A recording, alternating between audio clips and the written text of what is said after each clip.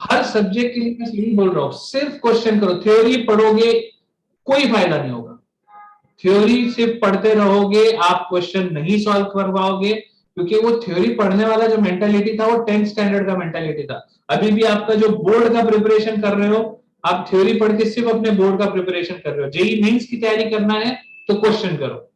And आपका technically class, मतलब आपको बोलो कैटेगरी ऐसा आप बनाओ कि 100 question maths, 100 question physics, 200 question chemistry, ये आपको डेली लेवल पे सॉल्व करना है। हो सकता है किसी दिन आप कम कर पाओ, हो सकता है किसी दिन आप अच्छे कर पाओ, ज्यादा कर पाओ, डिपेंडिंग ऑन आपने कौन से बंच ऑफ चैप्टर्स को एक साथ लिया है। हो सकता है जो बंच ऑफ चैप्टर आपने उस दिन फिजिक्स में लिया था वो आपके फेवरेट चैप्टर है, तो आप उस दिन शायद 100 कर पाओ। हो सकता है वो चैप्टर आपके फेवरेट नहीं है, आपको डिफिकल्ट जा रहा है, तो 50 कर पाओ।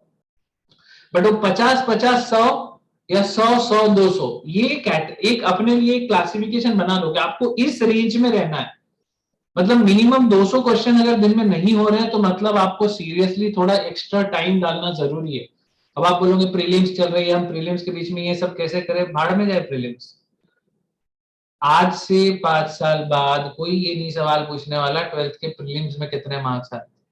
अब भी बता रहा हूँ, लोग आपसे ये पूछेंगे बोर्ड में कितने थे, अच्छा, जेई में क्या रैंक था, अच्छा, नीट में आपका क्या रैंक था, अच्छा, कौन से आईआईटी से हो, कौन से कॉलेज से हो, कौन से ब्रांच से हो, ये पूछेगा। कोई नहीं बोलेगा प्रीलिम्स में कितने आए थे। प्रीलिम्स में आपको जितने भी आने हैं परसेंटेज, अगर आपने 100% एफर्ट डाला प्रीलिम्स में, आपको जितने परसेंट आने हैं उससे 10% कम आएंगे। अगर आपको प्रीलिम्स में 65 आ रहे हैं, मतलब आप समझ लीजिएगा बोर्ड्स में आप 75 निकालोगे।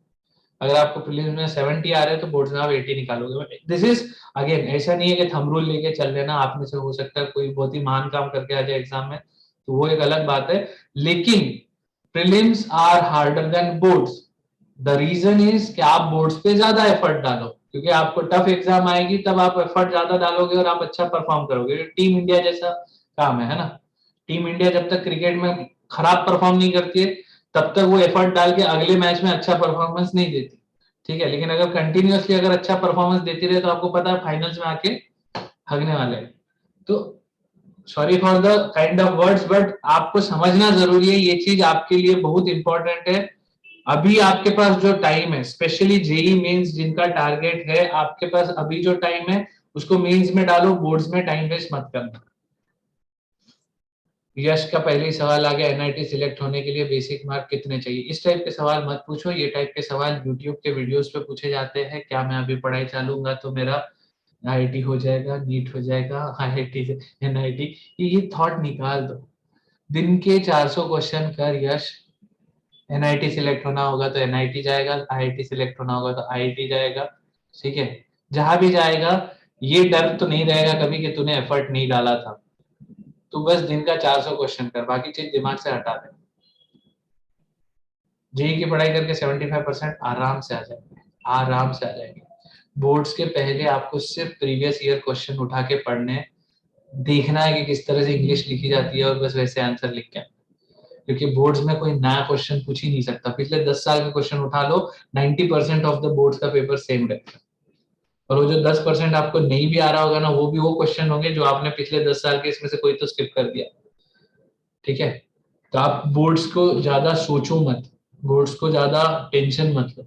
एग्जाम के एक दिन पहले, अभी प्रीलिम्स में क्या करना, तैयारी ऐसा रखना, एग्जाम के एक दिन पहले पीवाईक्यू उठाओ, सिर्फ पीवाईक्यू 5 से 10 साल के पढ़ो। एंड उसमें भी फायदा आपको पता है क्या है, सेम चीज जेई का भी है, ठीक है। बस आप जेई का पर्सपेक्टिव आपको क्वेश्चन सॉल्व करके मिलेगा, बोर्ड्स का पर्सपेक्टिव आपको थ्योरी पढ़ के मिलेगा, ठीक है, और कुछ नहीं।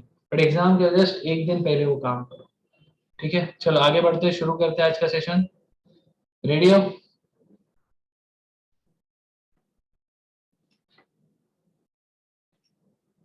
परफेक्ट। काफी कम लोग दिख रहे हैं आज, ठीक है। हो सकता है कईयों ने बायोमोलिक्यूल्स और ये कंप्लीट कर लिया, ठीक है। कोशिश करूंगा सेशन जल्द से जल्द कंप्लीट करने का, ज्यादा टाइम नहीं लूंगा आपका। बस इंपॉर्टेंट पॉइंट्स जो है, ठीक है, अगेन सब लोगों को अपनी एनसीईआरटी लेके बैठना है, ठीक है। और जो जो पॉइंट्स इंपॉर्टेंट है अब मेरे लिए, मतलब आपको कॉन्सेप्चुअली जो इंपॉर्टेंट है उस चीज को मैं आपको ज्यादा टाइम डाल के एम्फेसाइज करके दिखाऊंगा। बाकी चीज आपको बुक में अंडरलाइन करते हुए जाना है, आगे बढ़ते हुए समझते हुए जाना है। कुछ भी इश्यू आता है, कहीं पे भी कोई भी वर्ड का मतलब नहीं समझता, तब के तब पूछ लो। बायोमोलिक्यूल्स ये चैप्टर अगर बाकी चैप्टर से थोड़ा डिफिकल्ट किसी को लगता है, वो केवल इसलिए लगता है क्योंकि नए वर्ड्स यहाँ पे यूज होते हैं, नई टर्मिनोलॉजी यहाँ पे यूज होती है। कॉन्सेप्चुअली ये बहुत ही बेसिक ऑर्गेनिक केमिस्ट्री, ये बात सबको क्लियर है? एकदम सरल तरह की केमिस्ट्री है ये, बस टर्मिनोलॉजी आपके दिमाग में अच्छे से बैठना जरूरी है। इस चैप्टर के नोट्स बनाने की जरूरत नहीं, इस चैप्टर को आपको एनसीईआरटी से स्टडी करना है, हाइलाइटर या फिर पेंसिल लेके बैठ के जो जो इंपॉर्टेंट पॉइंट्स है एनसीईआरटी में उनको अंडरलाइन करते जाओ। हर चीज एनसीईआरटी से ही पूछी जाएगी, कोई चीज बाहर से नहीं आएगी। ना तो कोई इसमें कॉम्प्लेक्स लेवल ऑफ केमिस्ट्री है, ना कॉम्प्लेक्स लेवल ऑफ मैकेनिज्म है। अगर आपको ऑर्गेनिक केमिस्ट्री का सिर्फ ABC बेसिक्स भी आता है ना, तो भी आप ये चैप्टर में फुल स्कोर कर सकते हो। It is that easy. समझ में आ रहा है बात?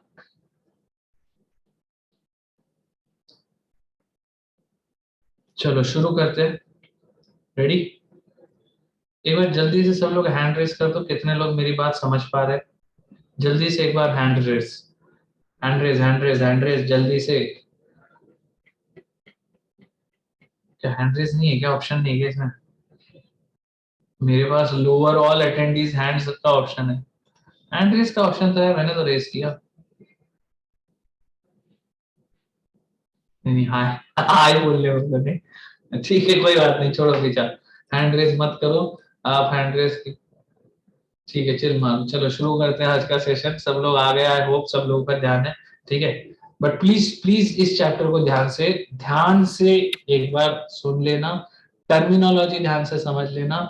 अगेन बता रहा हूँ, बहुत बहुत बहुत ज्यादा इजी चैप्टर है, ठीक है? चलो शुरू करते हैं।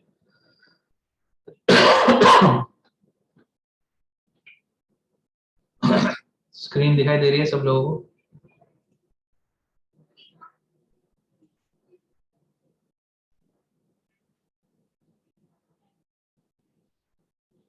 कौन सी स्क्रीन शेयर हो रही है? स्क्रीन पे सबको दिख रहा है क्या लिख के आ रहा है?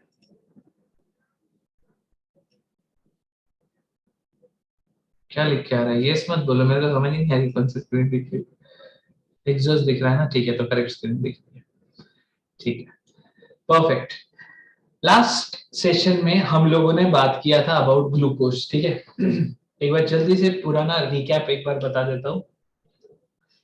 ग्लूकोज C6H12O6, इसका स्ट्रक्चर कैसा होगा ये फिगर आउट करने की हमने लास्ट सेशन में कोशिश किया था, ठीक है? एंड उसको फिगर आउट करने के लिए हमने कुछ स्टेप्स ऑफ रिएक्शंस किया था उसके साथ, ठीक है? जिसमें आप लोगों को याद आ रहा होगा कि इट्स अ पॉलीहाइड्रोक्सी एल्डिहाइड या फिर polyhydroxy ketone, these are the carbohydrates. और कार्बोहाइड्रेट्स में भी ये क्या है? मोनोसैकेराइड। मोनोसैकेराइड मतलब एक सबसे छोटा unit of either polyhydroxy aldehyde या फिर पॉलीहाइड्रोक्सी कीटोन। ये सबको समझ में आ रहा है? सिंपल वर्ड है। पॉलीहाइड्रोक्सी मतलब मल्टीपल OH ग्रुप, और ऊपर या तो एल्डिहाइड लगा हुआ है या तो फिर ऊपर कीटोन लगा हुआ है, ठीक है?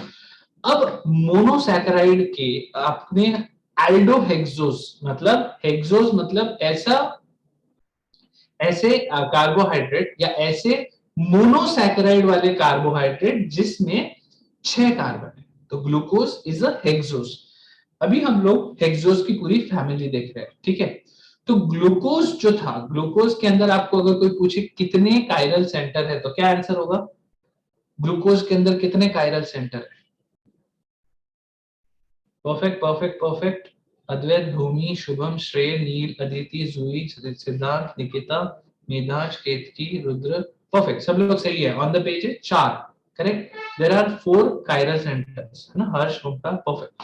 तो अभी क्या है कि इसके 4 कायरल सेंटर है, तो टोटल नंबर ऑफ आइसोमर्स जो आपको मिलेंगे that will be 2 to the power 4, मतलब 16। आपके सामने देखिए 16 हेक्सोस के कंपाउंड बने हुए हैं, ठीक है?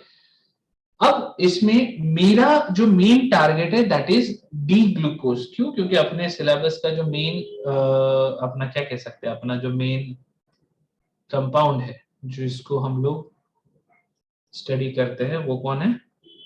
सॉरी, ये वाला, ये दिख रहा है सबको? This is D glucose.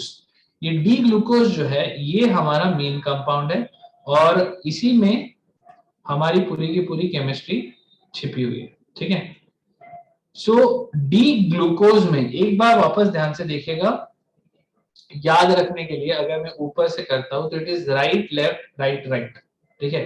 Again बहुत ही बचकाना तरीका है याद रखने का, लेकिन इट वर्क्स एवरी टाइम। देखो राइट लेफ्ट राइट राइट, याद रहेगा ये RLRR, ठीक है। तो अब इसके बारे में आप और थोड़ा सा समझने की कोशिश करो तो आपके जो सॉरी आपके यहाँ ये जो OH है, ठीक है, इस OH में अगर सारे के सारे OH राइट में है, ठीक है, तो this is the very simple first kind of आप कह सकते हो हेक्सोस, जिसका नाम है अल्लोस, ALLOSE। अब यहाँ पे पूरा नाम नहीं लिखा हुआ है, लेकिन जो इनिशियल्स है that will be enough to understand. Allose, D allose. अब आप देखो डी लिखा है, डी हमने देखा था कैपिटल डी और स्मॉल डी, इनके बीच का डिफरेंस ये था कि जो स्मॉल डी था या स्मॉल एल था, DNL सिस्टम में स्मॉल डी स्मॉल एल ये प्लस और माइनस साइन को, डेक्स्ट्रो रोटेटरी और लीवो रोटेटरी को सिंबलाइज करता है। कैपिटल डी कैपिटल एल ये डेक्स्ट्रो या लीवो के साथ कनेक्टेड नहीं है, ठीक है। कैपिटल डी और कैपिटल एल डिफाइन होता है जो लास्ट कायरल सेंटर है, मतलब अगर आप ऊपर से इसको प्रायोरिटाइज करते हो, क्योंकि जहां पे भी एल्डिहाइड है वहां से नंबरिंग स्टार्ट होगी, या जहां भी C डबल बॉन्ड हो है एल्डिहाइड या कीटोन, नंबरिंग उस एंड से स्टार्ट होगी। तो जो लास्ट कायरल सेंटर है that is carbon 5 in this case, उसमें OH अगर राइट पे है तो D कैपिटल D, और OH लेफ्ट में है तो कैपिटल L। आपको याद आ रहा है DNL नोमेनक्लेचर? अगर याद है तो प्लीज यस लिखो, नहीं याद आ रहा है तो नो लिखो। आई कैन, मतलब मुझे समझ में आया ना मैं स्पेंड करने पे टाइम किस पे क्या। यश को एकदम याद नहीं है, पिछले सेशन में यश नहीं था क्या? ठीक है, देखो ध्यान से सुनना, जो लास्ट कायरल सेंटर है, अभी आप ये देख रहे हो यहाँ कायरल सेंटर कौन है, अब सिर्फ अल्लोस के इसके ऊपर फोकस करो। सबको ये मार्कर दिख रहा है ना, लेजर पॉइंटर दिख रहा है ना सबको, लेजर पॉइंटर, ठीक है। ये जो लास्ट ये जो है इसमें जो नंबरिंग है 1 2 3 4 5 6, इसमें जो कार्बन 2 कार्बन 3 कार्बन 4 कार्बन 5, ये जो 4 कार्बन है these are the chiral centres. अब इसमें जो आखिरी कायरल सेंटर है दैट इज कार्बन 5। तो प्रायोरिटी में जो लास्ट कायरल सेंटर है अगर उसका OH राइट में है, फिशर प्रोजेक्शन में अगर OH राइट में है तो दैट इज कैपिटल D, और अगर वो फिशर प्रोजेक्शन में लेफ्ट में है तो it will B capital L। तो जो हम अभी स्टडी कर रहे हैं, देखो ये D एलोस है, अब ध्यान से देखिएगा D एलोस का mirror image should be L एलोस। ये देखो नीचे ये मिरर इमेज दिख रहा है आपको, ये दोनों स्टीरियो आइसोमर है, करेक्ट, एक दूसरे के एनैंटियोमर है D allose and L allose. What is the difference? जो लास्ट कायरल सेंटर है उसका OH लेफ्ट में है राइट में, ठीक है। तो एलोस का मतलब all on the same side, all OH on same side, allose, ठीक है। D एंड L समझ में आया? अब देखो अभी आप D को देखो, ध्यान से देखना, जो फर्स्ट इसमें है ये फर्स्ट लाइन में सारे के सारे D एलोस D Altroz D glucose D mannose D गुल्लोस D आयोडोस D galactose and D Talos, ये सारे के सारे D है। और इसका सब केस में कार्बन 5 देखना, कार्बन 5 का OH राइट में, कार्बन 5 के OH सारे केस में राइट में है।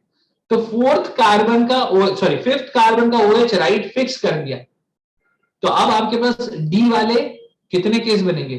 3 कार्बन है जिसपे लेफ्ट राइट पॉसिबल है, तो टोटल 8 केस बनेंगे। देखो आपके पास ऊपर 8 केसेस है, तो D वाले हेक्सोस 8 है और L वाले हेक्सोस 8 है, टोटल मिलाओ सारे के सारे 16। बात समझ में आ रही है आप लोगों को? D एंड L समझ में आया? Capital D capital L has nothing to do with dextro rotatory और लीवो रोटेटरी। चलो आगे बढ़ते हैं। हमारे लिए ये पूरे इसमें सारे के सारे इंपॉर्टेंट नहीं है, लेकिन again this is very easy to find. ये आप सीधा सीधा विकिपीडिया पे जाओगे, अगर इसको सर्च करोगे तो आपको ये समझ में आ जाएगा, ठीक है। विकिपीडिया पे ना कि सिर्फ हेक्सोस, विकिपीडिया पे जब आप सर्च करोगे आपको ना कि सिर्फ एल्डो हेक्सोस मिलेंगे, आपको कीटो हेक्सोस भी मिलेंगे। कीटो हेक्सोस में कौन आता है? फ्रुक्टोज और ग्लूकोज। नहीं, you don't have to learn them, but you have to understand the concept, ठीक है अद्वैत? पूरा का पूरा समझ में आना चाहिए कि क्यों नेमिंग इस तरह से हुआ। तो एल्डो एक्सोस क्यों? क्योंकि टॉप पे एल्डिहाइड है। कीटो हेक्सोस में जो सेकंड कार्बन है, अगेन हम लोग अभी फिलहाल सिर्फ सेकंड कार्बन वाले कीटो हेक्सोस पे फोकस करेंगे। तो कीटो हेक्सोस में जो सेकंड कार्बन है, सेकंड कार्बन पे सी डबल बॉन्ड ओ होता है, ना कि फर्स्ट कार्बन पे। That's why it's a ketone, not an aldehyde. और कीटोन है, और उसके बाद फिर नीचे की कहानी आप समझ लो। फ्रुक्टोज और ग्लूकोज पूरा का पूरा एक जैसा है, बस फ्रुक्टोज और ग्लूकोज में एक ही डिफरेंस है कि ग्लूकोज में फर्स्ट पे सी डबल बॉन्ड ओ है, फ्रुक्टोज में सेकंड पे सी डबल बॉन्ड हो। तो मतलब फर्स्ट के केस में फ्रुक्टोज में क्या होगा, वहां पे CH2OH होएगा, सेकंड पे सी डबल बॉन्ड O होगा, थर्ड पे OH लेफ्ट, फोर्थ पे OH राइट, फिफ्थ पे OH राइट। That's it. हाथ की उंगली से याद रख सकते हो, जैसा भी आपको ठीक लगे, ठीक है? तो जैसा ग्लूकोज है वैसा ही पूरा का पूरा फ्रुक्टोज है। ग्लूकोज में पहले पे सी डबल बॉन्ड O है, फ्रुक्टोज में सेकंड पे सी डबल बॉन्ड O है। दैट्स इट, दैट्स इट, पूरा का पूरा दोनों सेम है, ठीक है? आगे और कुछ बात करेंगे अपन, रोटेशन के ऊपर बात करेंगे, लेकिन again rotation is experimentally form. मतलब एक डी और एल, छोटा वाला डी और एल जो होता है, या उसको प्लस और माइनस भी आप सिंपलाइज कर सकते हो, that is actually derived experimentally. तो आप देख के नहीं बता सकते, ठीक है? चलो आगे बढ़ता हूं, नेक्स्ट पे जाते हैं अपन।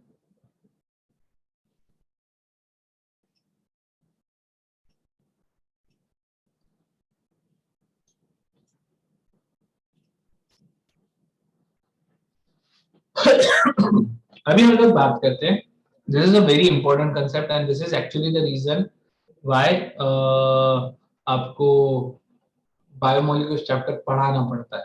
अगर कहानी यहां तक होती तो मैं बोलता खुद से पढ़ लो, ठीक है? तो अब से वो पार्ट चालू हो रहा है, which is basically the cyclic structure of glucose. Glucose as we see वो फिशर में ओपन चेन में एग्जिस्ट नहीं करता। Fructose will have one less chiral center, ये सद्वैत करेक्ट। तो मैं कह रहा हूँ ग्लूकोज जो है, ग्लूकोज ये क्या कह रहा था कि ओपन चेन में एग्जिस्ट नहीं करता। लेकिन अभी कैसे पता चला हमको? ये सारी चीज तो अभी तक पता चली, चलो टॉलेंस पॉजिटिव देता है तो एल्डिहाइड है। एसीटेट में उधर पेंटा एसीटेट फॉर्म हो जाता है, मतलब 5 OH है जहां पे एस्टर होता है ना, ट्रांस एस्टरिफिकेशन प्रोसेस। कितनों को याद है ट्रांस एस्टरिफिकेशन? कार्बोक्सिलिक में हमने स्टडी किया था। एक एस्टर होता है, ठीक है? वो एस्टर ग्रुप में जो अल्कोहल वाला पार्ट होता है, R C double bond O, O R. तो ओ आर जो होता है वो अल्कोहल से आता है। ट्रांस एस्टरिफिकेशन में आप ओ आर को चेंज कर सकते हो, या फिर आप एस्टरिफिकेशन की बात करो तो एक कार्बोक्सिलिक और एक अल्कोहल को जोड़ के एस्टर फॉर्म कर सकते हो, ठीक है? तो जो पॉलीहाइड्रोक्सी एल्डिहाइड या पॉलीहाइड्रोक्सी कीटोन है, उसमें जो हाइड्रोक्सी है उनको डिटरमाइन किया बाय फॉर्मेशन ऑफ एस्टर्स। तो एस्टर बना तो समझ में आया कि वहां पे OH ग्रुप है, ठीक है? नाउ द पॉइंट वाज कि कुछ एक रिएक्शन जो एल्डिहाइड कीटोन ने शो करना चाहिए था वो शो नहीं हुई। सबसे पहले reactions like condensation with 2,4-DNP and addition reaction with NaHSO4, ये रिएक्शन ग्लूकोज ने नहीं शो की। Now that was one of the biggest issue. क्या कि ये रिएक्शन तो शो होना चाहिए था। आपको याद आ रहा है 2,4-DNP, मैंने एक चीज आप लोगों को दिखाया था, NH2 और C, yes Brady's reagent, correction. NH2 और C डबल बॉन्ड O का, C डबल बॉन्ड O का O और NH2 के दो हाइड्रोजन वाटर बन के निकल जाता है, और आपके पास C double bond N form होता है। याद आ रहा है? NH2 और C डबल बॉन्ड O के मिलने से बीच में से वाटर निकल जाता है, तो C double bond N form हो जाता है, ठीक है? ऑक्साइन फॉर्मेशन होता है, बहुत बढ़िया, ठीक है? तो वो जो रिएक्शन था उसका अल्टीमेट रिएक्शन क्या था? 2,4-DNP, 2,4 डाइनाइट्रो, क्या था full form? 2,4-DNP, 2,4 dinitrophenyl hydrazine, ठीक है? फिनॉल नहीं था।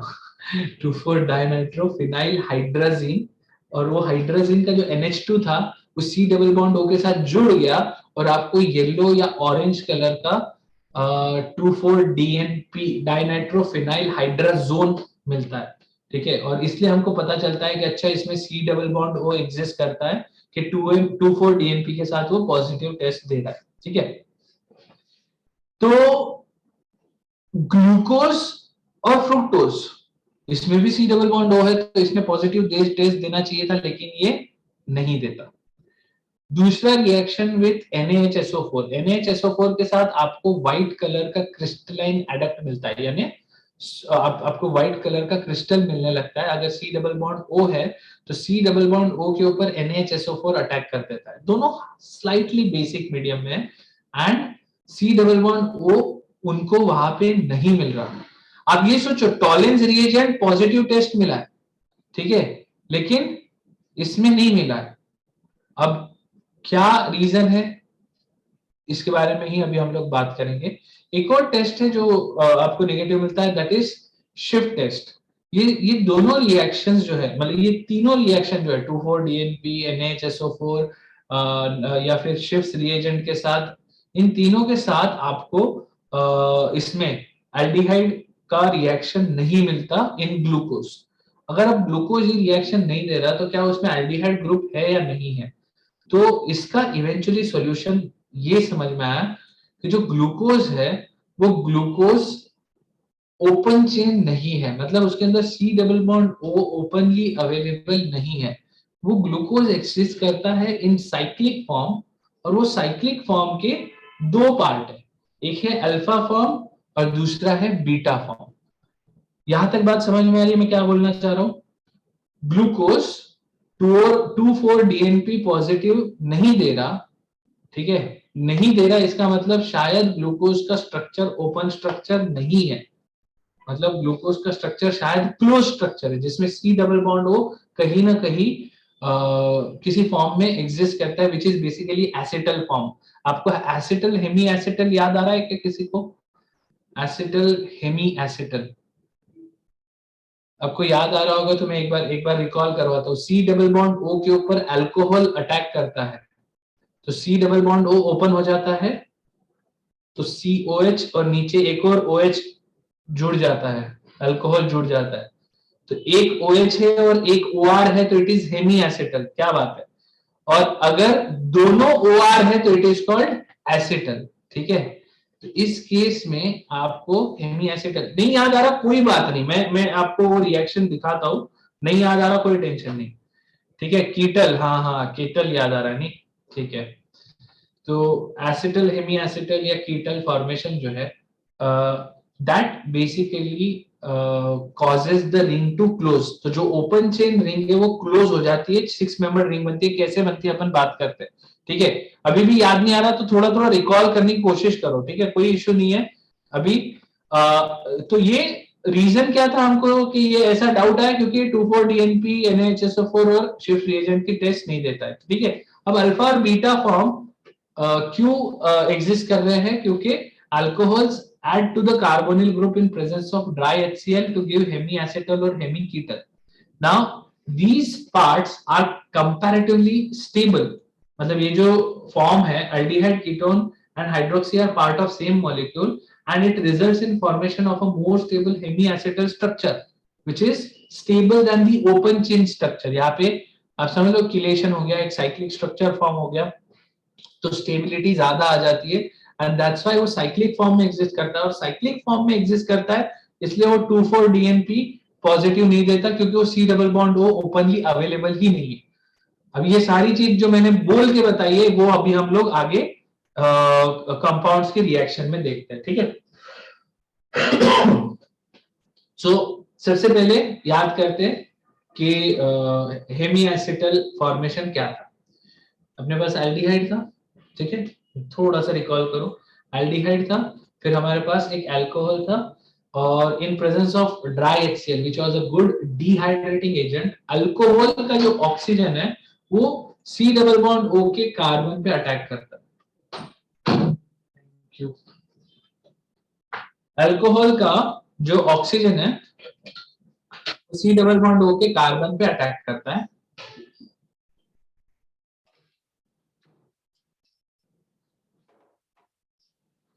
C double bond O open हो जाता है, ठीक है। अब सी डबल बॉन्ड ओपन होके आपको क्या मिलेगा, आपको मिलेगा एक हेमी एसिटल।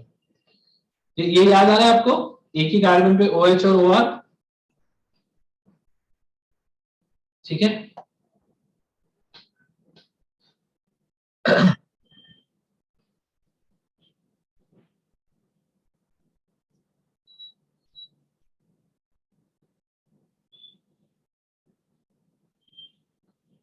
नील हाँ सही बोल रहा है, NH3 ना बाइसल्फाइड वाली रिएक्शन होनी चाहिए, तभी वो हल्का सा बेसिक होगा। ठीक है, उसको मैं सही करता हूँ, कोई इशू नहीं। ये अभी पहले फोकस सिर्फ हेमी हेमी एसिटल पे करो। तो अभी आपके पास क्या हुआ, आपके पास बना एक हेमी एसिटल, एक OH और एक OR। अभी बस इसी चीज को दिमाग में रखना, ठीक है। अभी ये प्रोसेस मैं एक ही स्ट्रक्चर के अंदर, अल्कोहल एल्डिहाइड अलग अलग ना करके, अगर एक ही कंपाउंड में मेरे पास एल्डिहाइड और अल्कोहल का OH ग्रुप प्रेजेंट है, तो ये एक ही इसमें कर सकता हूं और मैं एक साइक्लिक रिंग बना सकता हूं। ये समझ में आ रहा है ग्लूकोज कैसे साइक्लिक में एग्जिस्ट कर रहा है या क्यों एग्जिस्ट कर रहा है? प्लीज जल्दी से, अगर सबको समझ में आ रहा है तो क्या करोगे, थम्स अप भी नहीं कर सकते, हैंड्स जो भी है प्लीज हाँ या ना लिखो, ठीक है। फोकस करो, बहुत इंपॉर्टेंट पार्ट है ये। चमक गया उसके बाद फिर मेरे को मेरा आज के चैप्टर का 80% एफर्ट खत्म हो जाएगा अगर आपको ये चीज समझ में आ गई कि ये स्ट्रक्चर साइक्लिक होके आपको कैसे देखना है। दैट्स इट, ठीक है, परफेक्ट। तो हेमी एसिटल फॉर्म हो गया।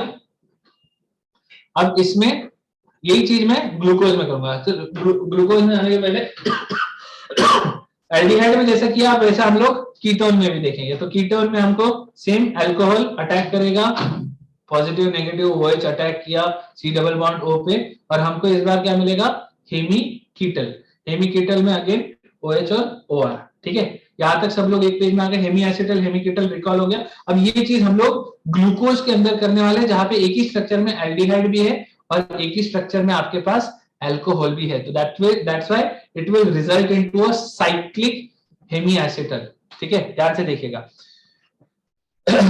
अभी आपके पास जो एल्डिहाइड है इसमें मल्टीपल OH ग्रुप है, मल्टीपल OH। देखो सी डबल बॉन्ड O वाला जो फर्स्ट कार्बन है, फर्स्ट कार्बन देख रहे हो आप ध्यान से, तो ये जो फर्स्ट कार्बन है, फर्स्ट कार्बन तो sp2 हाइब्रिडाइज है, प्लेनर है, ठीक है।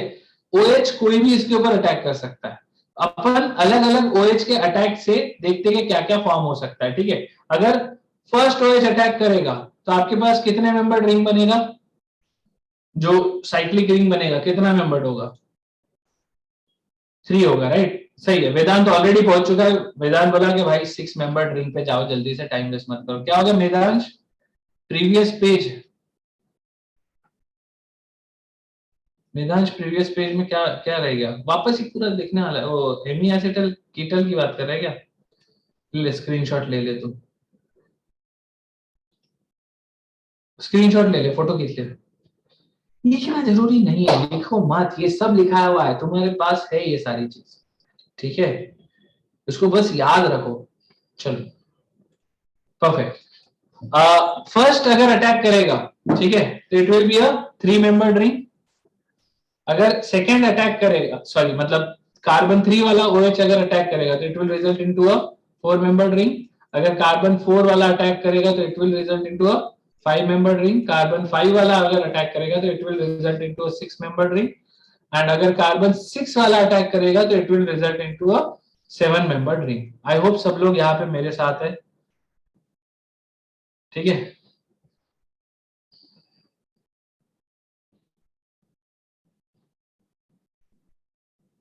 सर वो अटैक करेगा सी डबल बॉन्ड O ना, तो OH बनेगा उसकी पोजीशन से अल्फा बीटा है, हाँ उसकी पोजीशन पे अल्फा बीटा है।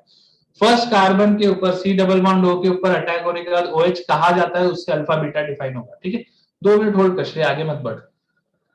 तो अपने लिए सबसे बेस्ट कौन सा है इसमें, ऑब्वियसली 6 मेंबर्ड रिंग। देखो सेम चीज फ्रुक्टोज में भी होगा, ठीक है। इसमें भी आपके मल्टीपल कार्बन अटैक कर पाएंगे और अलग अलग लेवल आपके रिंग बनते जाएंगे, ठीक है।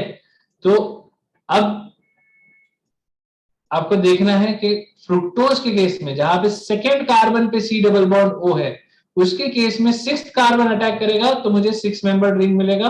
5th कार्बन अटैक करेगा तो मुझे 5 मेंबर्ड रिंग मिलेगा। तो अब हमारे लिए सबसे स्टेबल स्ट्रक्चर कौन सा है उसके ऊपर अगर हम बात करें तो साइक्लिक के केस में सबसे ज्यादा स्टेबल या तो 5 मेंबर रहेगा या तो फिर 6 मेंबर रहेगा, बाकी नहीं। ठीक है, तो 5 और 6 मेंबर जो है इनके ऊपर हम लोग फोकस करते हैं। ये गलत स्ट्रक्चर है, सॉरी सॉरी, ये 6 मेंबर का बना के 5 मेंबर का स्ट्रक्चर दे दिया। ठीक है, चलो कोई बात नहीं, आई होप आपको समझ में आया। This is a 6 member ring. ठीक है, तो 5 और 6 मेंबर आपके सबसे ज्यादा स्टेबल रहेंगे।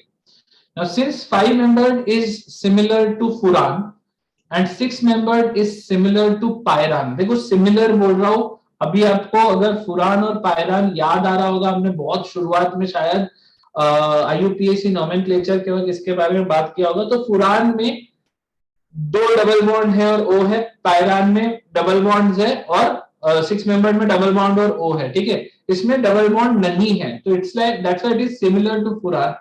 तो जो आपका ग्लूकोज है, ग्लूकोज 6 मेंबर्ड रिंग बनाता है which is similar to pyran. That's why glucose का जो साइक्लिक स्ट्रक्चर है उसको हम ग्लूकोपायरानोज बोलते हैं। प्लीज ये नाम को थोड़ा समझिएगा। ग्लूकोज का जो साइक्लिक स्ट्रक्चर है it is similar to pyran, that's why glucose को ग्लूकोपायरानोज भी बोलते हैं। सिमिलरली फ्रुक्टोज का जो साइक्लिक स्ट्रक्चर बनेगा it will be a 5 membered ring which is similar to furan. तो फ्रुक्टोज का साइक्लिक स्ट्रक्चर फ्रुक्टोफुरानोज भी बोला जाता है। ये बात समझ में आई? ग्लूकोपायरानोज एंड फ्रुक्टोफुरानोज, ये दिमाग में बैठ गया क्या? पायरान 6 मेंबर्ड रिंग है, यहां गलत स्ट्रक्चर है, sorry for that. Pyran is a 6-membered ring with an oxygen. Furan is a 5-membered ring with a oxygen, part of the cycle. तो ग्लूकोज का 6-membered रिंग बनता है जिसमें ऑक्सीजन होता है, इसलिए ग्लूकोज का नाम ग्लूकोपायरानोज होता है। और फ्रुक्टोज का 5-membered रिंग बनता है विच इज लाइक अ फुरान, तो इसलिए फ्रुक्टोज का नाम फ्रुक्टोफुरानोज ये होता है। साइक्लिक स्ट्रक्चर जो है ग्लूकोज और फ्रुक्टोज के, उनका नाम ग्लूकोपायरानोज फ्रुक्टोफुरानोज ऐसा होता है। ठीक है, चलो अभी देखते हैं अपन इनको सबको देखते हैं। मैं क्यों पहले हर चीज को बोल के बता रहा हूं ताकि दिमाग में एक बार रजिस्टर हो, ताकि देखो तो आप कनेक्ट कर पाओ।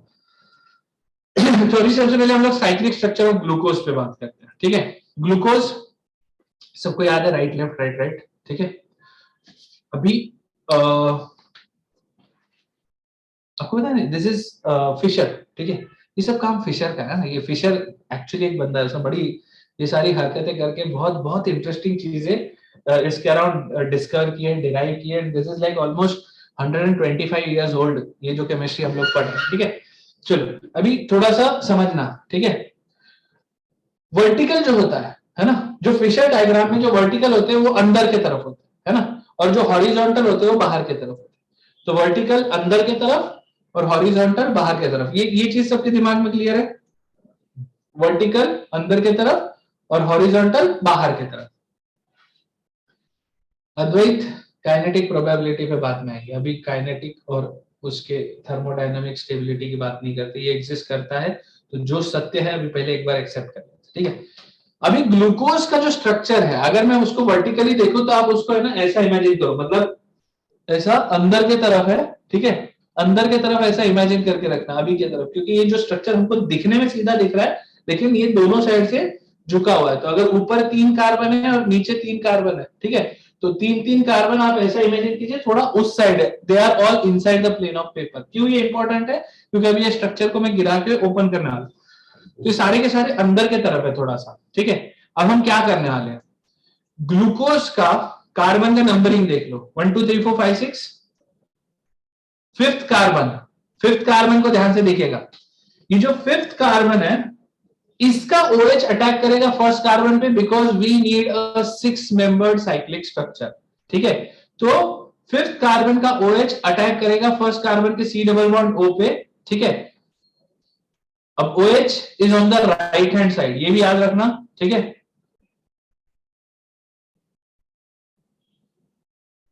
अब हावर्थ प्रोजेक्शन ये जो है इसी का आधा स्ट्रक्चर बनने वाला है, ध्यान से देखना। ठीक है, फिफ्थ कार्बन पे फोकस करना। ठीक है, फिफ्थ कार्बन का OH फर्स्ट कार्बन के C डबल बॉन्ड O के साथ अटैक करेगा। ठीक है, तो फिफ्थ कार्बन का OH O, मतलब OH का जो O है और फर्स्ट कार्बन है, इनके बीच में बॉन्डिंग होगी। तो फिफ्थ कार्बन का OH और first carbon C double bond O वाले कार्बन का C, इनके बीच में बॉन्डिंग होगी। अब देखो CHO अभी कैसा है, ये स्ट्रक्चर जो है ना ऐसा, उसको हमने ऐसा गिरा दिया, ये स्ट्रक्चर अंदर की तरफ था ऐसा, ठीक है, और उसको अभी मैंने ऐसा गिरा दिया है, ठीक है। तो अभी जो आप राइट से नंबरिंग देख रहे हो, ठीक है, आपका जो C डबल बॉन्ड O है वो इस साइड है। आपको समझ में आया ना, स्ट्रक्चर ऐसा था और उसको मैंने गिरा दिया। प्लीज फोकस, हाँ, स्ट्रक्चर को गिरा दिया, जो ऊपर C डबल बॉन्ड O है वो राइट साइड में आ गया है, ठीक है। तो जो आपका लास्ट कार्बन है CH2OH, वो आखिरी कार्बन पे, अभी देखो कार्बन की गिनती रखो, जो लास्ट कार्बन है CH2OH वो उधर आ गया आखिरी में, स्ट्रक्चर गिरा दिया, पहला C डबल बॉन्ड O है, लेकिन लास्ट कार्बन के CH2OH के OH ने अटैक नहीं किया है, सेकेंड लास्ट कार्बन मतलब फिफ्थ कार्बन के OH ने अटैक किया है, ठीक है। तो अभी आपका जो first, second, third, fourth, fifth, sixth numbering दिख रहा है सबको, यहां तक सबको क्लियर है ना, मैंने गिरा दिया 1 2 3 4 नंबरिंग हो गई, सिक्स कार्बन पे आ गया CH2OH आ गया, फिफ्थ कार्बन के OH पे ध्यान रखना अटैक वो करेगा। The group on the right side are always below the plane, ये तो सबको समझ में आ रहा है, राइट। हमने ऐसा किया था और उसको ऐसा गिरा दिया है ना, ये जो भी था हमने ऐसा था, इसको गिरा दिया, ऐसा ड्रैगन बॉल जी जैसा फील आ रहा है मेरे को ऐसे ही था ना उसमें कुछ, तो ऐसा था स्ट्रक्चर, उसको गिरा दिया, तो जो भी OH राइट साइड में है ना, जो भी राइट साइड के OH है वो नीचे की तरफ आ गए, और जो भी OH लेफ्ट साइड में थे है ना, लेफ्ट साइड के जितने भी OH है गिरने के बाद वो ऊपर की तरफ आएंगे, ठीक है। ध्यान से देखना, तो सेकेंड कार्बन का OH, फर्स्ट कार्बन हो गया, सेकेंड कार्बन का OH ऊपर होगा या नीचे होगा, जल्दी से लिख के भेजो। सेकेंड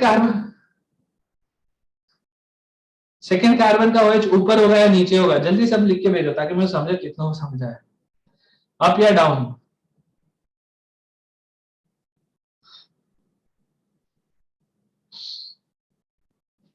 काफी लोग सही जवाब दे रहे हैं, कुछ कुछ लोग, ध्यान से फोकस करो, ठीक है। ये आपका कार्बन है, ठीक है, सेकेंड कार्बन, सिर्फ मैं सेकेंड कार्बन में फोकस करो, बाकी का स्ट्रक्चर छोड़ दो। This is the second carbon, second carbon मैंने क्या किया था, ये स्ट्रक्चर ऐसा था, ऐसे देख रहा था है ना, वर्टिकल पूरा, और उसको मैंने ऐसे राइट साइड में गिराना है। आप अपने साथ जो भी कोई चीज है उसको उठा के ऐसे देख सकते हो, जो भी स्ट्रक्चर है उसको राइट साइड में गिराना है। तो जो राइट, आप इसको ऐसा राइट साइड में गिराओगे, तो अगर मेरे पास ये जो OH है वो अगर राइट साइड में है तो नीचे गिरने के बाद वो OH नीचे रहेगा ना, अगर मेरे पास जो OH है लेफ्ट साइड में है तो नीचे गिरने के बाद OH ऊपर रहेगा ना। अब आप सेकेंड कार्बन पे फोकस करो, सेकेंड कार्बन का OH राइट में, सेकेंड कार्बन का OH अगर राइट में है तो गिरने के बाद वो OH नीचे आएगा या ऊपर आएगा, डाउन आएगा ना। समझा गया? जिन जिन ने अब जवाब दिया है, जिसने भी ऊपर बोला है, क्या आपको समझा क्या?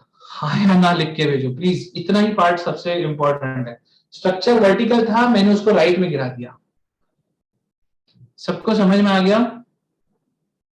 जिन जिन ने अब भेजा है,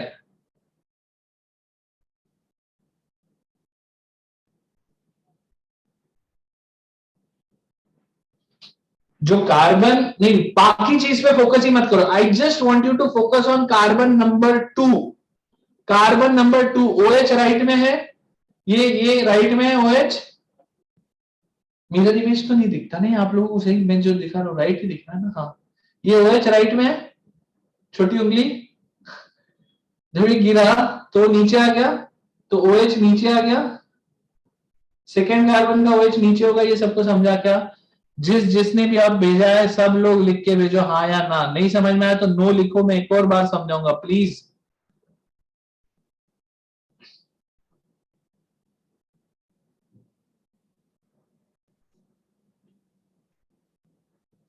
श्रेय तेरा जो सवाल है इट इज वैलिड और वो आगे होने वाला है, ठीक है, लेकिन सबसे पहले इंट्रामोलिकुलर अटैक होता है, इंटरमोलिकुलर और इंट्रामोलिकुलर में हमेशा इंट्रामोलिकुलर फास्ट होता है, just because of the probability of attack, ठीक है। किस किस को अभी भी नहीं समझा प्लीज एक बार और बता दो।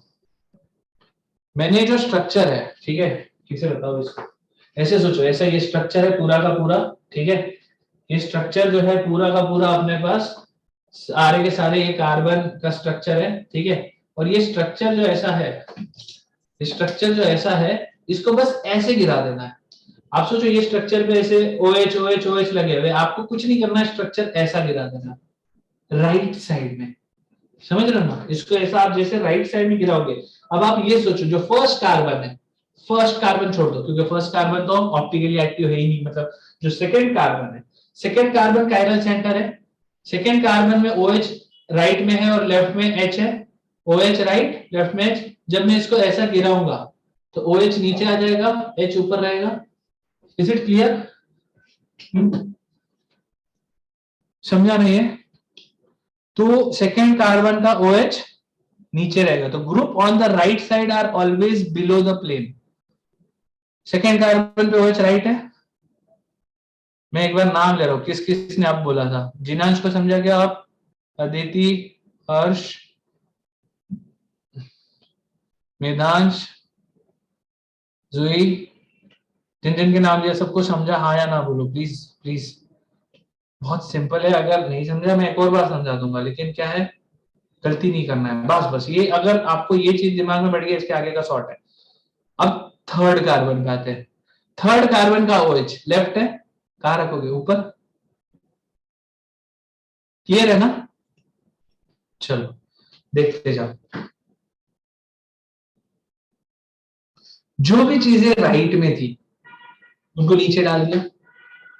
सेकेंड पे OH राइट में था, थर्ड पे H राइट में था, फोर्थ पे OH राइट में था, फिफ्थ पे OH राइट में था, सबको नीचे डाल दिया। यहां तक क्लियर है ना? और बचा क्या दूसरे साइड को? जो जो जो लेफ्ट साइड में उनको सबको ऊपर लगा दो, तो देखो वो सब ऊपर आ गया। ये क्लियर हुआ क्या? स्ट्रक्चर क्लियर हुआ सबको? हाँ या ना? हाँ, परफेक्ट। आप समझ रहे हो ना क्यों ये स्टेप बाय स्टेप पढ़ना जरूरी है? अगर ये आप स्टेप बाय स्टेप नहीं पढ़ोगे तो आपको ऐसा आखिर में इतना बड़ा सब बन गया ऐसा दिखेगा, भाई मेरे को चमक नहीं रहा। दैट्स व्हाई ये प्रोसेस में सीखना जरूरी है, ठीक है। नंबरिंग क्लॉकवाइज होगा, नंबरिंग हाँ नीचे से ऐसा क्लॉक, आपने बस ये स्ट्रक्चर को ऐसा गिरा दिया, ठीक है, स्ट्रक्चर को गिरा दिया। अब उसके बाद दिमाग में रखो, नंबरिंग अगर ऊपर से हो रहा था, इसको ऐसा गिरा दिया, क्लॉकवाइज होगा। हाँ ठीक है, परफेक्ट। चलो अभी ये क्या किया? अभी मैंने सिर्फ स्ट्रक्चर गिराया, अभी साइक्लिक नहीं बना। साइक्लिक देखो कौन बनेगा? फिफ्थ कार्बन का OH बनाएगा, दिमाग में याद है ना? फिफ्थ कार्बन का OH साइक्लिक स्ट्रक्चर फॉर्मेशन में जाएगा। तो जो सिक्स्थ वाला CH2OH है उसको और OH को, इनकी पोजिशनिंग को मेरे को सही करना होगा। तो to prepare pyranose the ring attacking OH must be on fifth carbon, ठीक है। तो मैंने क्या किया? फिशर डायग्राम में घुमा दिया, फिशर डायग्राम में घुमा दिया, ठीक है ना? ऐसे ही घूमेगा एंटी क्लॉकवाइज। दिमाग में क्या याद रखना है? जो लास्ट CH2OH है वो हमेशा ऊपर रहेगा, ये चीज दिमाग में रख लो। स्ट्रक्चर देखो, आखिरी जो CH2OH ऐसा घुमा ना, वो जो हुआ एंटी क्लॉकवाइज घुमा, जो फिशर है ना वो, तो जो आखिरी वाला CH2OH है वो ऊपर आएगा, OH अभी राइट में आएगा, ताकि मैं OH से अटैक करवा पाऊं, ठीक है। अगर ये नहीं याद रह रहा, नहीं चमक रहा, हमेशा ध्यान ये रखना आखिरी वाला CH2OH ऊपर रखना, खत्म, ठीक है। कि वो बस वर्टिकल लाइन में और कुछ नहीं है। तो आपका ये जो है अगेन सॉरी, मतलब OH CH2OH अब रखना है कब? D के केस में। अगर ये L होता तो कहानी उल्टी होती, फिफ्थ कार्बन पे D और L डिसाइड होता है, बराबर है। तो अगर D कैपिटल D आइसोमर है तो CH2OH ऊपर जाएगा, अगर कैपिटल L आइसोमर है तो OH अभी नीचे नहीं होता, OH ऊपर होता, क्योंकि L में मतलब OH लेफ्ट होता है। तो अब आप ऐसे घुमाओगे, दूसरी साइड घुमाओगे तो CH2OH नीचे चला जाएगा इंस्टेड ऑफ गोइंग अप। देखो दिखने में कैसा दिखेगा? अभी ये D आइसोमर है, ठीक है। दीप फर्स्ट और सिक्स कार्बन को फर्क तो नहीं पड़ता, लेकिन फर्स्ट को फर्क पड़ेगा, क्योंकि फर्स्ट कार्बन अभी तक sp2 हाइब्रिडाइज्ड है, लेकिन एसिटल फॉर्मेशन में first carbon will become sp3 hybridised, तो अभी ऑप्टिकली एक्टिव होने वाला है। सिक्स कार्बन को फर्क नहीं पड़ता, इसलिए हम लोग CH2OH की पोजीशन बस D या L के बेसिस पे सीधा सीधा डिसाइड कर सकते हैं। ठीक है, just give me a minute.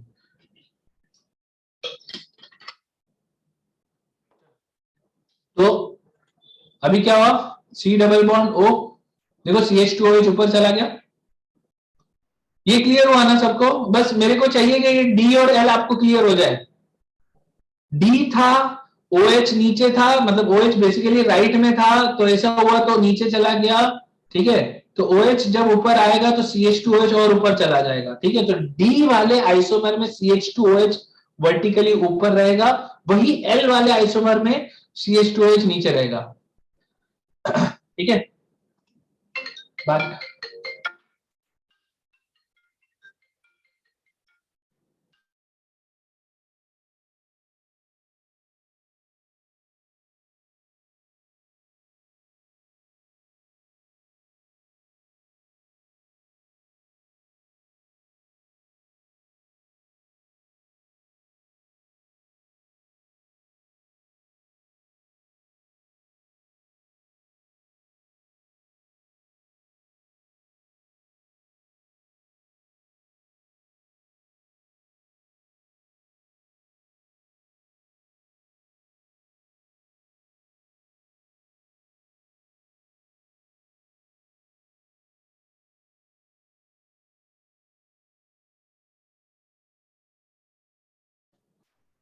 ठीक है। तो अभी हम लोग साइक्लिक बनाने वाले, OH अटैक करने वाला है सी डबल बॉन्ड O पे, लेकिन उसके पहले की पूरी तैयारी अपनी हो चुकी है, ठीक है। तो बाकी के सब की पोजीशन एज इट इज है। 5th कार्बन के OH को मैंने अटैकिंग पोजीशन पे ले आया हूं, ठीक है। अब this is the crucial point, ठीक है। Now we are completely ready, cyclic बनाने के लिए पूरी तरह रेडी है। OH अटैक करेगा सी डबल बॉन्ड O पे। Right now C double bond O वाला कार्बन प्लेनार है, sp2 हाइब्रिडाइज है। OH अटैक करने के बाद there are two possibility. C double bond O का O ओपन होगा, एक तो हाइड्रोजन है ना, अल्डिहाइड है इसलिए एक तो हाइड्रोजन लगा, एक नया OH आएगा, क्योंकि OH ने अटैक किया उसके ऊपर। तो OH जिसने अटैक किया उसका हाइड्रोजन जाके सी डबल बॉन्ड O के ऑक्सीजन पे लग जाएगा। अब यहाँ दो केस होगा, या तो OH नीचे जाएगा या तो OH ऊपर जाएगा। तो अब आपको अल्फा और बीटा दो केस साइक्लिक में क्यों बन रहे हैं समझ में आएगा। क्योंकि ये जो sp2 hybridise planar C double bond O था, अब वो प्लेनार नहीं रहेगा। तो अब इसमें दो केस बनेगा, या तो OH ऊपर होगा या तो OH नीचे होगा, इसलिए अल्फा बीटा दो फॉर्म, ठीक है। देखो अभी क्या होगा, नेक्स्ट चीज, सी डबल बॉन्ड O है, कार्बन है, कार्बन पे पॉजिटिव चार्ज है, OH का लोन पेयर है, उसने अटैक किया सी डबल बॉन्ड O के ऊपर। सी डबल बॉन्ड O का डबल बॉन्ड O ओपन होगा। डबल बॉन्ड O ओपन होने के बाद अब ओपन हो गया, O माइनस है, उसने H प्लस ले लिया। Now the whole idea is this carbon which was till this point optically inactive, अब वो ऑप्टिकली एक्टिव हो गया, अब वो कायरल हो गया। अब यहाँ पे अपने को मिलेंगे दो केस, ठीक है। तो अब आपको यहाँ पे दो केस समझना है, क्या होंगे ये दो केस। एक केस होगा कि जस्ट सॉरी एक मिनट,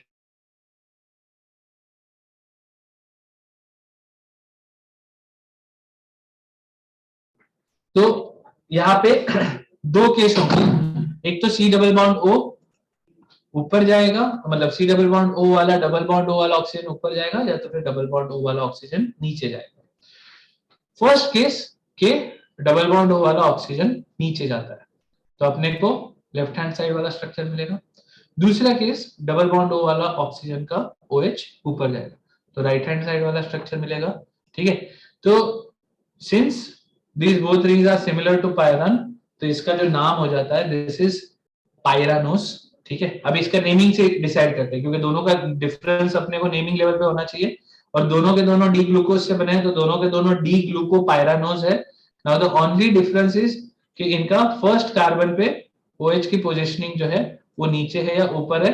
तो अगर OH नीचे है, ठीक है, अगर OH बिलो, अबे यार, अगर OH below below the plane है तो ये हो जाएगा अल्फा, और अगर OH अबव द प्लेन है, मतलब ऊपर जा रहा है, तो इसका नाम हो जाएगा बीटा। आपको अल्फा और बीटा समझा क्या? अगर OH नीचे है, अल्फा, अगर OH ऊपर है बीटा, दैट्स इट।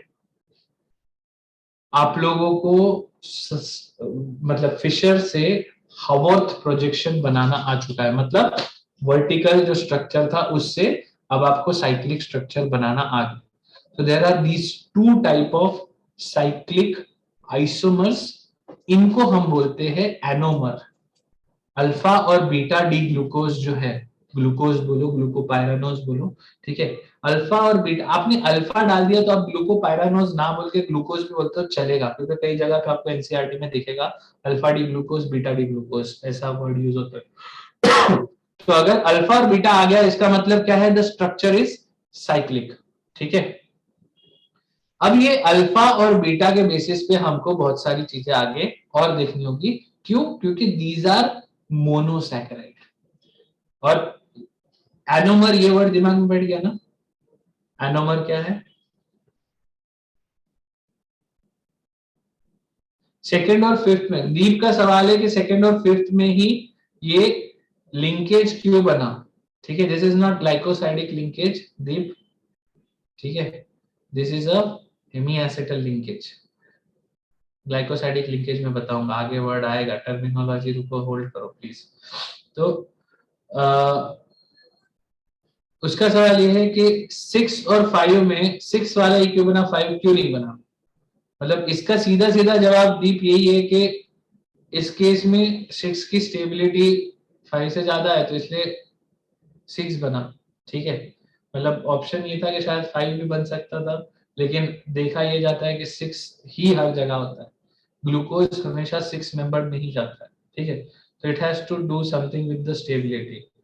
तो इसके ऊपर शायद मैं कोई और ज्यादा एक्स्ट्रा कमेंट ना कर पाऊँ, लेकिन लेट्स सी अगर कुछ आता है मैं बताता हूँ, ठीक है। चलो, तो फर्स्ट कार्बन पे OH ऊपर है या नीचे है, इसके बेसिस पे हम अल्फा और बीटा डिसाइड करेंगे, ठीक है। दोनों कायरल सेंटर है, तो आपको यही ध्यान रखना है कि दीज आर एनोमेरिक या एनोमर्स ऑफ ईच अदर। या आपको अगर ये ऐसे भी सवाल पूछा जाता है कि कौन सा कार्बन एनोमेरिक कार्बन है। 6 carbon is wrongly labelled, yes you are right, 6 carbon का लेबलिंग गलत है। 6 कार्बन ऑक्सीजन के ऊपर दिया हुआ है, लेकिन वो टेक्निकली कार्बन CH2OH वाला कार्बन इज द 6 कार्बन, ठीक है। कोई बात नहीं मितांशु, थोड़ा सा आपको अपने साइड से वो देखना पड़ेगा, ठीक है।